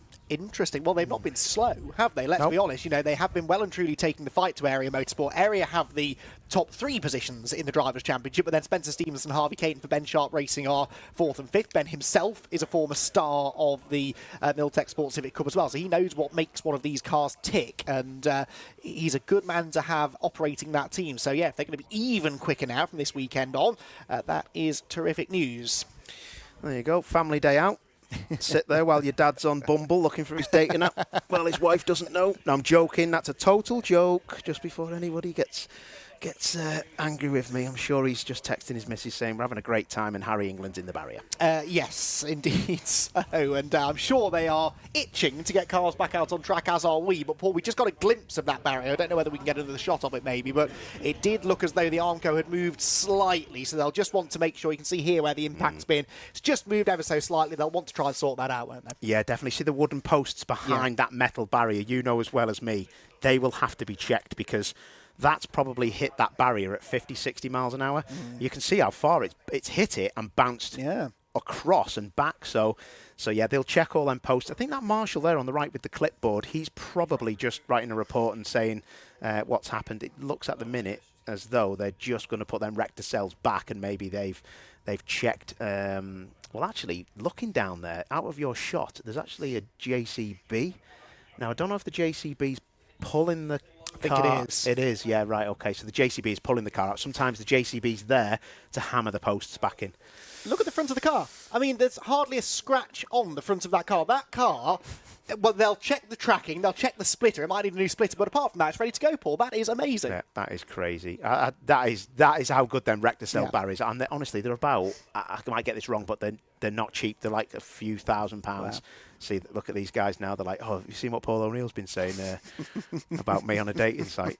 Oh, no, he's with his wife. It's fine. But it's nice, isn't it, to see families out there? It is. Because it's not the best of weather at the minute, but what else would you want to do on a set? Oh, wow, that, yes. Take that back, mate, because that has, I tell you what, that might be a bad camera angle, but that looked like it's moved the wheel. Yeah, it's hard to tell if he's got steering lock on or not, but there's certainly damage to the left front corner, isn't there, of the Harry England car, one of a handful of FN2 shaped Civics that we've got on the grid again this weekend. And Harry, former Fiesta Junior star, been getting quicker as the year has gone on so far. Scored points in 3 races so far this year, but sadly his chances of scoring points here at Oulton Park hampered because, of course, he hadn't set a lap time yet either, so he will be unfortunately starting from the back of the grid if they get that car fixed in time for the first of the Civic Cup races, which is to come a little bit later on today. The first Civic Cup race is the first race of the day at 11:50. That's only in an hour and a half's time. So I know we haven't had a proper look at that car, but it certainly looks as though the Pro Alloys racing team are going to have quite a bit of work to do to get it ready for the race to come a little bit later on. So, recovery process ongoing down at Oulton Park. Another chance for us to remind you of the hard work that the men and ladies of the marshalling team do here at Oulton Park and around the whole country, really. It's a busy motorsport season these days in the UK. There are often 5 or 6 events going on at the same time around the country, and yet very, very rarely do race meetings find themselves short of marshals, because there are more and more people now who want to get in on the action. They want to do their bit to help motorsport in the UK to continue to flourish, and they all do this on a completely volunteer basis, and that really makes it all the more incredible to me, really, that they are willing to do this simply for the love of the sport. Their enthusiasm is boundless, isn't it, Paul? You and I both know this, even when they have a day like this one's becoming, where they never get a moment's rest. Yeah, I honestly, I don't say it enough, and I do say it a lot in commentary like yourself. The marshals in orange are it's a cliche, isn't it? You don't have them, you don't go racing, and that's with the circuit staff as well. You know, the circuit staff will be paid to be here, but I can think of better things to do than put a barrier back together. So I do doff my cap. I'm an ambassador for the BMMC, so I do quite a bit with those boys and girls, and I've done a taster day for the marshals. So I was here for a full day in November 2022, and I think it's been said before, I think as a racing driver, Motorsport UK, and I might get in trouble for this, Motorsport UK should be looking to make it a stipulation that a driver has to marshal for, I know they can marshal for a signature on the race licence, but it should be mandatory because it just gives you an idea of what they have to go through and what they're trained to do and what they're, you know, they're doing to help you. I've been to the fire training with another championship covering that on TV, and it's eye-opening, mate. I mean, some of these marshals, and I don't want to get too into this, but some of these marshals have seen some horrendous things, and to keep coming back and to want to help out, you know, that it's as dangerous as being a racing driver. You go out there, you know the dangers. End of the day, bless them, we've had people lose their lives in marshalling, and we should always respect what they're doing, and they're giving up their time and everything else like the racing drivers are doing as well. So it's a nice little family though, isn't it? And they appreciate the drivers giving them a wave, and they appreciate the drivers coming to see them, and yeah, it's great. They're good people. No, they absolutely are, and I completely second your opinion there. Drivers should all give it a go, because far too often I see a driver perhaps involved in an on-track tangle, they end up in a gravel trap, the marshals come over to check they're okay, and then they get a bit of lip from the driver, you know, and of course if the driver's spent a day or two in the marshal's shoes, they'd realise that actually that's probably not the right way to react to that. So yeah, it would be a brilliant idea as far as I'm concerned. Harry England watching on as the hard-working marshals put his car up on a flatbed truck. We can see now that left-hand side of the car has taken a bit of a battering, but the tracking doesn't seem too bad. I'm pretty sure they'll get that car turned around. But as I said, only, well, realistically less than an hour and a half now to get that car ready to be out in the assembly area ahead of time for their first race a little bit later on. But all the while that we are not running, that track gets drier and drier and drier, and we are far more likely now to see some really quick lap times when we do get the session back underway. So we have got a little look at that. They're already they're just getting that car all fastened in with the ratchet strap so it doesn't move. But that front left, you can't tell from here, but I would think that has moved. You can see the door stoved in as well, so it's took quite a big hit. I think when it's gone in, because it's on an angle at the first corner, I think that will have took quite a big hit, and you can see how much the split has been moved as well. So yeah, that's going to be a bit of a task, but hey, listen, Pro Alloys are no mugs. They know what's going on. They know what to do. And all things considered, I still sort of stand by my statements earlier on. Given the size and the speed of that impact, the car doesn't look bad. Certainly not half as bad as it would have been had that just been a normal old-fashioned tyre wall. So, yeah, those recticel barriers have saved an awful lot of damage, but still given the Pro Alloys racing team a little bit of work to do. Good to see a good crowd on hand here at Oulton Park. Oulton Park always is a well-supported circuit, isn't it? There are lots of people in the local area and beyond, indeed, who will travel to Oulton Park regularly to enjoy a day's motor racing. It's starting to get busier and busier now as the sun comes out. The grandstand's starting to fill up as well.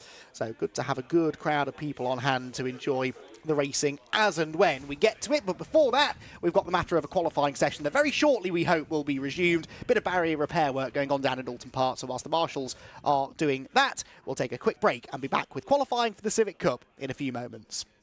Is your business ready to switch over to cloud telephony before the BT analogue switch off? If you're not sure, you can get a telecoms and IT health check from Maximum Networks for free, covering broadband, phone systems, IT support and more. Arrange your free audit today at maximumbnetworks.co.uk.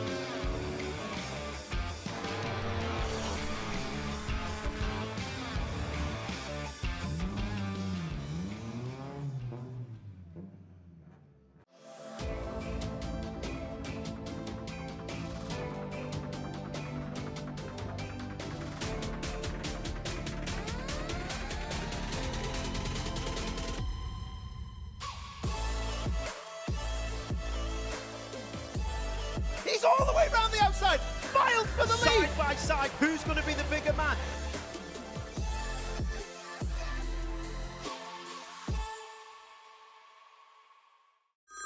Next year, BT switch off their old analogue network for good. Make sure your business is ready to switch over to cloud telephony. Get a telecoms and IT health check from Maximum Networks today, for free. Future-proof your business now. Arrange your free audit today at maximumnetworks.co.uk.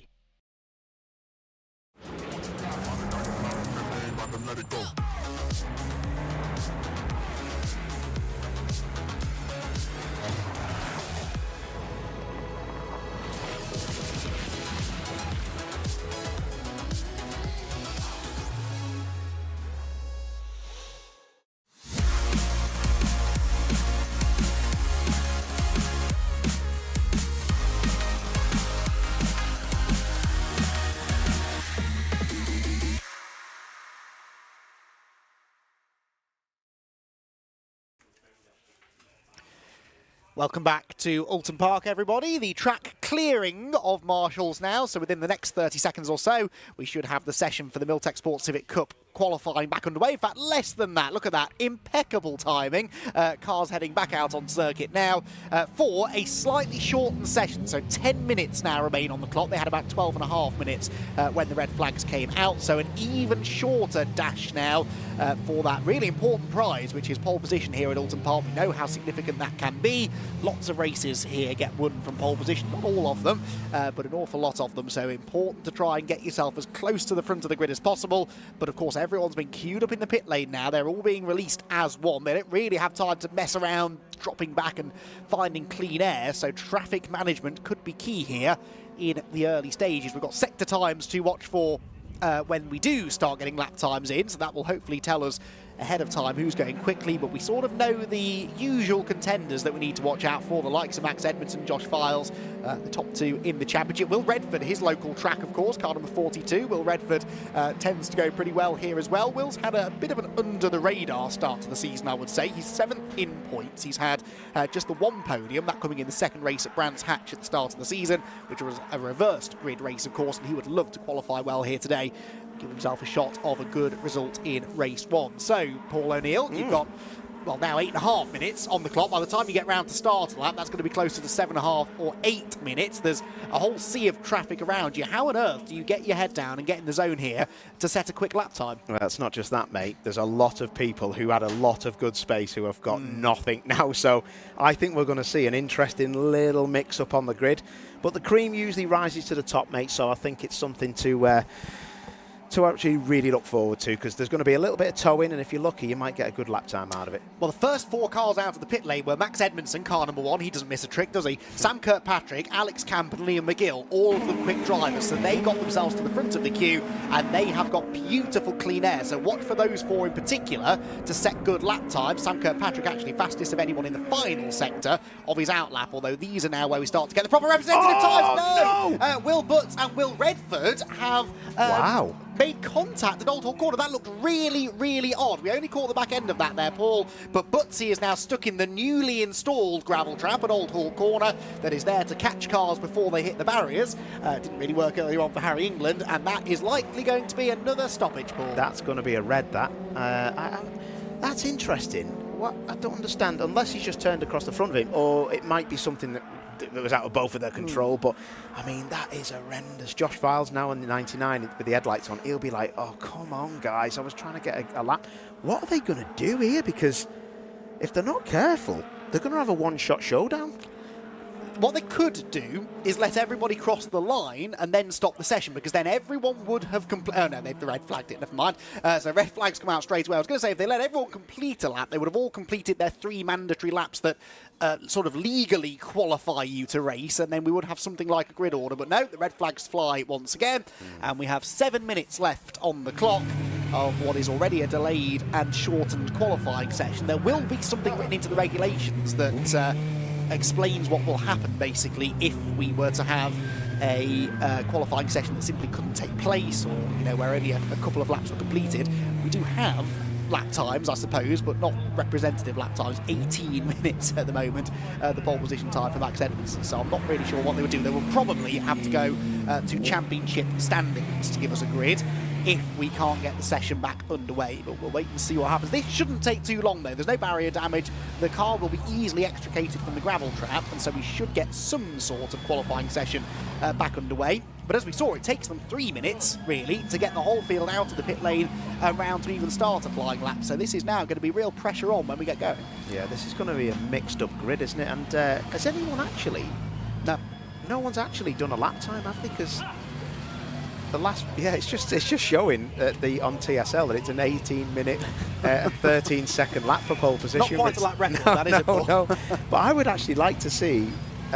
you know, if they do put it down, it's stopped on 6 minutes 59 seconds, but you're only going to get one flying lap really back, because they might even just drop that to 5 minutes. That's going to be out of the way in like 2 minutes, so they'll be going in a second, but that's not the point, is it? No, it's not the length of time that we're under red flag, it's the length of time it takes them to get back out of the pit lane and onto a flying lap. As long as you start a flying lap before the checkered flag comes out, you are then entitled to complete it. Marshall's pushing the car out of the way. Oh, I thought that was a postman getting involved, but it's actually the driver of the truck.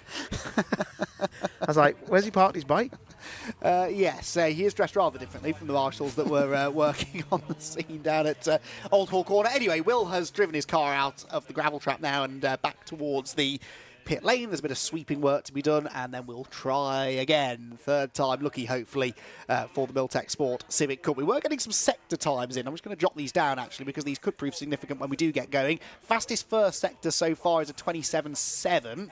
And the fastest second sector, a 36.216. Those set by Sam Kirkpatrick and Alistair Camp, respectively. So interestingly, Paul, the little bit of running we had, we haven't got a lot to work with here, so we might as well just dissect the two sectors that we've got to analyse. Kirkpatrick fastest in Sector 1, Camp fastest in Sector 2, and quite a chunk quicker than Edmondson was there on cold tyres. Yeah, so there is... Yeah, that's interesting, isn't it? It's the normal... It's the normally fast people that are heading the sectors, isn't it? So the thing is, when you're in traffic, it's a nightmare. One person just makes one little mistake and that's it. It's game over. But I would expect Max Edmondson, the top three there, Camp's going to have a good time. If they don't hold each other up, look, Lewis Kent's there as well. I think he's about the 6th car back. All the fast people, most of the fast people are up the front, aren't they? The one who isn't is Spencer Stevenson. Oh, I think he's buried in the middle of the pack. So, and you could argue maybe Dave Marshall, although he's at least top third. Yeah. But Pro Alloys sent all of their cars out at the same time. You can quite clearly see that. They're all in the middle of the pack. There is Spencer Stevenson not far behind them. So that car, by the way, has been completely rebuilt. Yeah. In fact, it might even be a new car. It's a brand I think new it car. is a new car Yeah. after Snetterton. He had that nasty accident at Snetterton, and that was a shame because he's been the real standout performer, hasn't he? Brand new to the championship this year. Still a title contender once the drop scores are calculated, and Ben Sharp Racing, if he does go on to contend for the championship, he can thank them for that because they have worked overtime just to get him here. Yeah, Ben Sharp was saying that they only got the car, I think, not that long ago, a few days ago, and they had to obviously strip it and transplant all the bits. But no, typical Ben Sharp Racing. They're such a clever outfit. Like the top teams are brilliant in this. The top teams in this could run in any championship.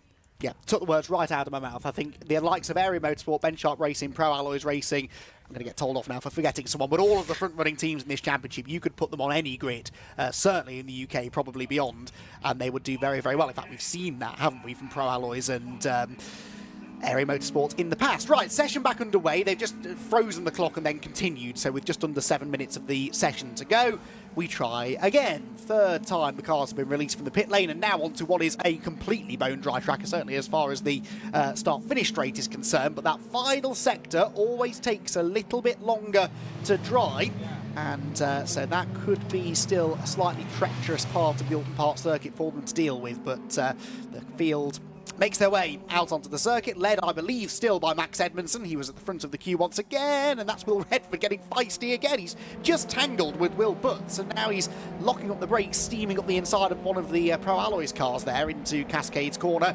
But he wants to get on with this and try and get some clean air, knowing that, really, he'll have 2 flying laps, maybe 3, depending on the timing of it, to set his grid position for the first race. It's warm in here now, mate. Just listen. It is. I'm just going to zip this off. Sorry if you heard that back at All home. getting undressed, everyone. Yep, you love it, mate. No, I'm just taking this jacket off. It's really hot, isn't it now? It is. Right, the red lights are on.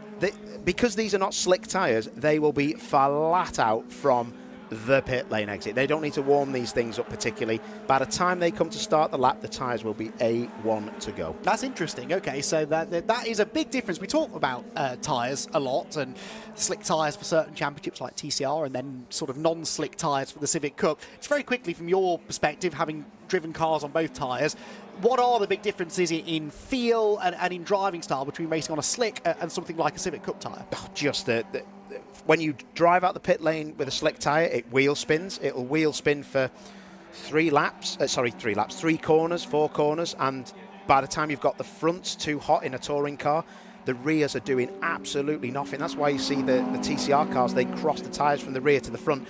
These Civics, they won't need to do that because the tyres will come up to temperature pretty quick across the front and pretty quick across the rear, which is just trailing round. But the lateral grip, Andy, I cannot explain to you. It's when a slick switch is on, just like a switch, the heat and the grip is unbelievable. These tyres, they literally need 4 corners and you could do a half respectable lap time. Interesting. No doubt, no doubt. Excellent, thank you. See, this is why we keep you around, Paul. You do know what you're talking about sometimes. I don't know about that. Right then, we are getting sector times in. Liam McGill, fastest of anybody in the first sector. He is one of the cars, I believe. If anybody have just gone through shot, I think he's overtaken a couple of the other area motorsport cars at the front of the queue. Dave Marshall tips his way into the Hislop chicane. Interesting to see how the FN2 gets on this weekend, Paul. There are a few of them. They're all getting quicker, but this looks like one of those tracks that maybe the EP3 might have a bit of an advantage on. Certainly Alistair Camp is not setting the timing screens alight on this lap, but Liam McGill is car number 62 towards us at Lodge Corner. Might be about to go to provisional pole position. Let's get the benchmark in. Then Max Edmondson crosses the line. The benchmark of 1:35.3, 2/10 quicker than Sam Kirkpatrick, a full 7/10 quicker than Campy.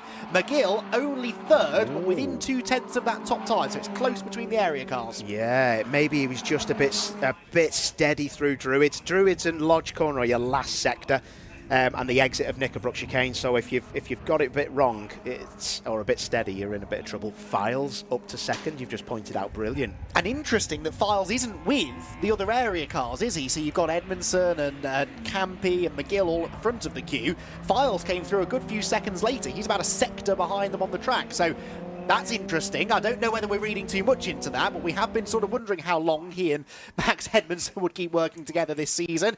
Maybe they've decided now to go it alone. There is a surface flag out at Old Hall Corner. I presume that's because there's still a bit of gravel out at that particular part of the circuit, but it's not slowing down Max Edmondson, who is on provisional pole position by a fraction over 1/10 of a second, and in the first sector of this lap has done a personal best, but only 100th quicker than Josh Files. So they're trading sector times again. Yeah, but he's gone yellow in the second sector now, but he's coming up the hill into Druids. Look at that car. It's so loose at the rear.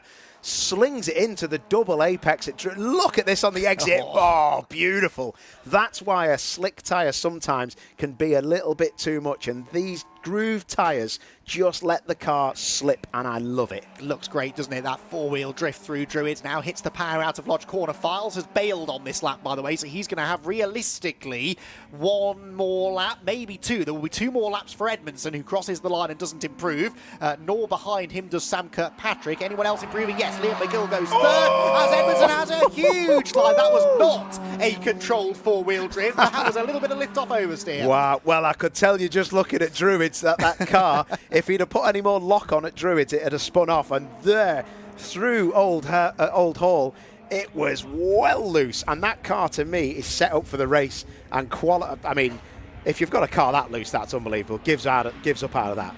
Well, okay, that woke everyone up, didn't it? Certainly Max Edmondson, he backs out of that lap, unsurprisingly. Sam Kirkpatrick, by the way, back ahead of Liam McGill, because McGill has had a lap time disallowed for track limits, so there is Liam McGill. He was third, but on your screen you can see he's had his lap time disallowed for exceeding track limits. Sam Kirkpatrick then waved on by Max Edmondson, who we know won't improve on this lap, but will still have time for one more attempt at this. So as it stands, Edmondson pole, Files second, Kirkpatrick third, McGill 4th, 2 tenths, all that separate the four of them. Lewis Kent is 5th, Campy 6th, the best of the FN2s, ahead of Spencer Stevenson, Harvey Caton, Will Redford and Alex Kite completing the top 10. So more or less the regulars at the front of the field, I would say, but one more lap still for that to change. Those cars are so loose. Tell you who's in the pound seats here, Campy. Campy could get a good tow here, but look at what's happened. Max Edmondson's going to get held up because Kirkpatrick is not as fast as him. Yeah, Kirkpatrick, well, on this lap does seem to be going a bit slower, but actually is only a tenth and a half or so slower than Edmondson's time. Max might get a nice slipstream as long as he doesn't catch Kirkpatrick too quickly. So across the line they go then. One more lap to go in the qualifying session. Spencer Stevenson now having a lap time disallowed for track limits as well. And I think Alistair Camp might be next on that list. Yeah, definitely. That's a shame that. He's trying to just get the toe off the back of Edmondson, but he's got no chance. That FN2 with the rear beam on it compared to the EP3's independent rear suspension, I don't think it works around this track, especially through the tight and twisty stuff at Knickerbrook and this hairpin. Yeah, absolutely. And over the bumps as well, the car just looks a bit more unstable. Now, Edmondson, you're pointing out, I think, has caught now Sam Kirkpatrick. His first sector at 27.8, so that is a good couple of tenths of a second away from the good sector times. Campy has gone personal best sector 1, but maybe a dubious run through the first corner. Files, purple, sector 1 though. Josh Files, we've not seen him all session, going quicker than everyone. Yeah, but look what Max Edmondson's finished. That's him done. This could be a massive problem because Files, I think, is going to get pole because Kirkpatrick's held him up here. Only needs to find a tenth of a second, does Josh Files. His first sector is quicker than Edmondson has been. We wait with bated breath for a second sector time, which won't come until he gets to this part of the circuit up at the top of Clay Hill. Where is car number 99? Josh Files, second in the championship, finally now has got a race win. Max Edmondson is getting very racy with Sam Kirkpatrick. This has ruined both of their laps now, so no improvements from these two. It's all about Files, who in the middle sector doesn't set a personal best lap time, but a 36.2 is respectable. 36.2 is respectable because his first sector was purple. Where is Files? He must be coming up and over. Now, is he there? No, he's been done by Kite. He's caught Alex Kite, who is 11th fastest because Dan McDonald has jumped into the top 10 now, but this has surely ruined Josh Files' lap. Let's get him across the line anyway. Can he improve? No, a 35.441. Actually, only a few hundredths slower than he had, but Dave Marshall is off. Dave Marshall is off down at the Hislop chicane. Now, if he's off at the Hislop chicane, he's pulled off. If he's gone off at Cascades, that means he's got a long way off the road and perhaps has got the car stuck. Something looked hot on the front of that car. It did look a bit hot, so I think he might have just stopped. And I think he'll be a bit hot under the collar as well, because he's only qualified 16th, Dave Marshall. That is not a Dave Marshall-esque performance. Had similar issues, though, didn't he, at Snetterton? And he was saying to me before the first race, he doesn't usually have any time to do any pre-event testing. So the first time he gets on track is for qualifying, and he was very much aiming for race 2 at Snetterton, so try and get into the top 10 reversed grid and then be at the front of the grid for race 2. That is now going to have to be his plan again here at Oulton Park. Right then, Paul diving down to have a chat with our pole sitter, who will be Max Edmondson, the championship leader, nets some more championship points with another very, very strong performance in qualifying, but a bit like the TCR UK qualifying session earlier on, it's a case of what could have been for some of his challenges, in particular Josh Files, who looked as though he was maybe going to improve enough to snatch that pole position away, but some late traffic scuppered his chances.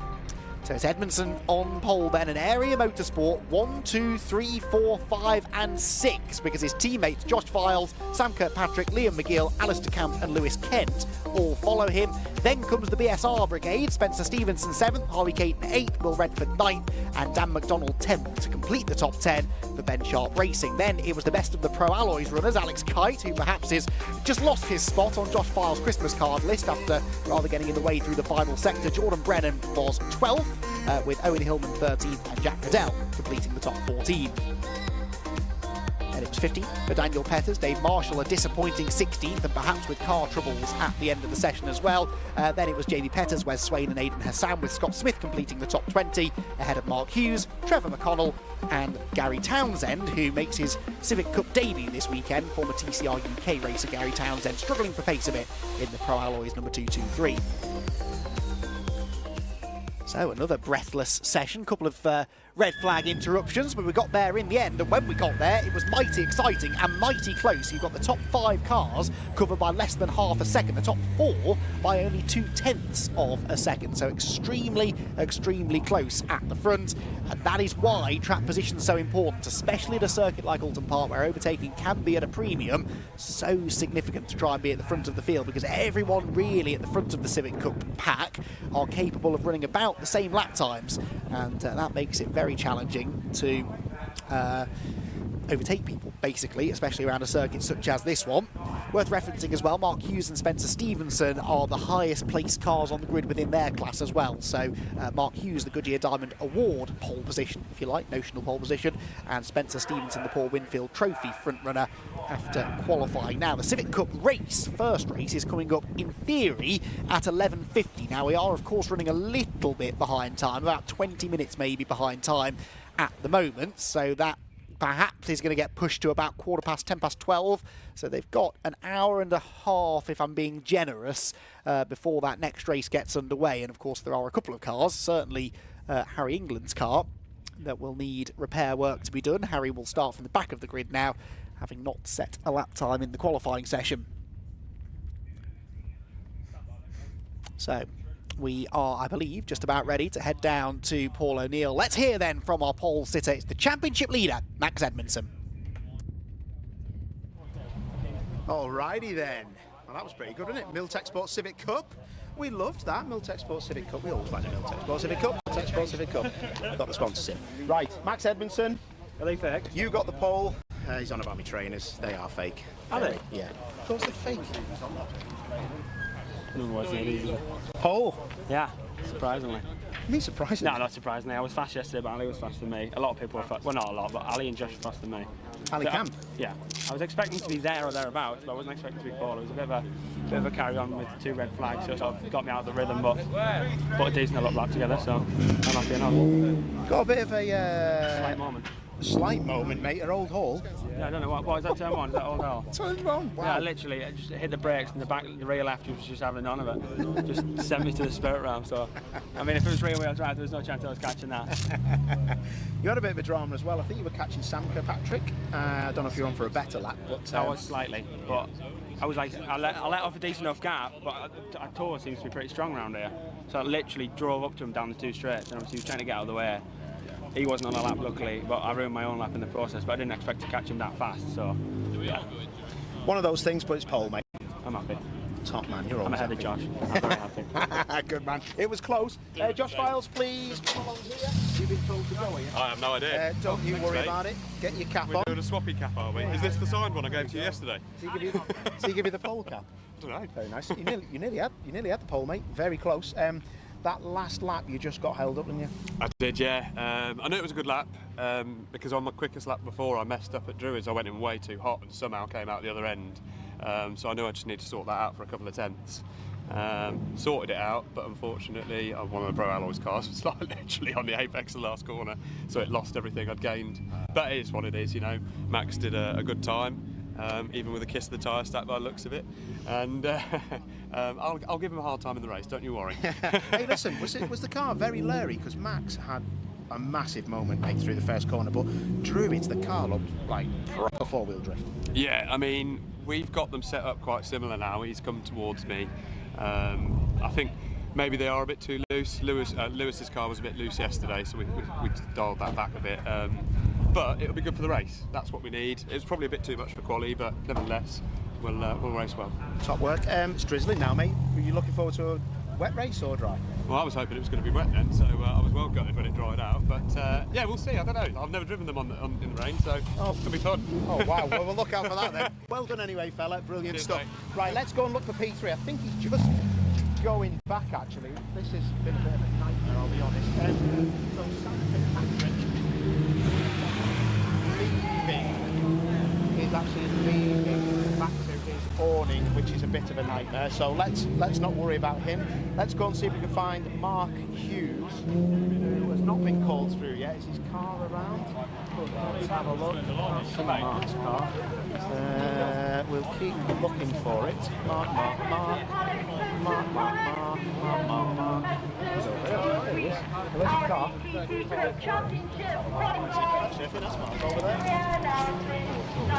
Right then, let's speak to Mark, because he's the Goodyear Diamond Trophy Award. All good with you, Captain? You've got to be happy with that pole for you. I'm happy. I didn't know that, but yeah, great. Well, listen, not to be disrespectful, we'll cut that short because we've just got some racing out there, so I'm going to throw back to Andy. But well done. Thank you, cheers.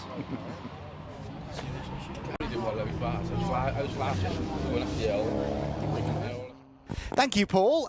Yes, we will have more action from the Milltek Sports Civic Cup a little bit later on, and their first race coming up, as I said, scheduled to start at around about 11:50, but it is likely to be pushed back a little bit later than that. A reminder that we will have separate streams for the races later on, or a separate stream anyway for the races later on today. So this stream about to end. Tune in for the races a little bit later on in the day. The first one due to start at about 10 to 12, but maybe pushed back a little bit. Right then, we all need to go and catch our breath after a pair of very exciting qualifying sessions here at Oulton Park. We'll be back with racing action later on today.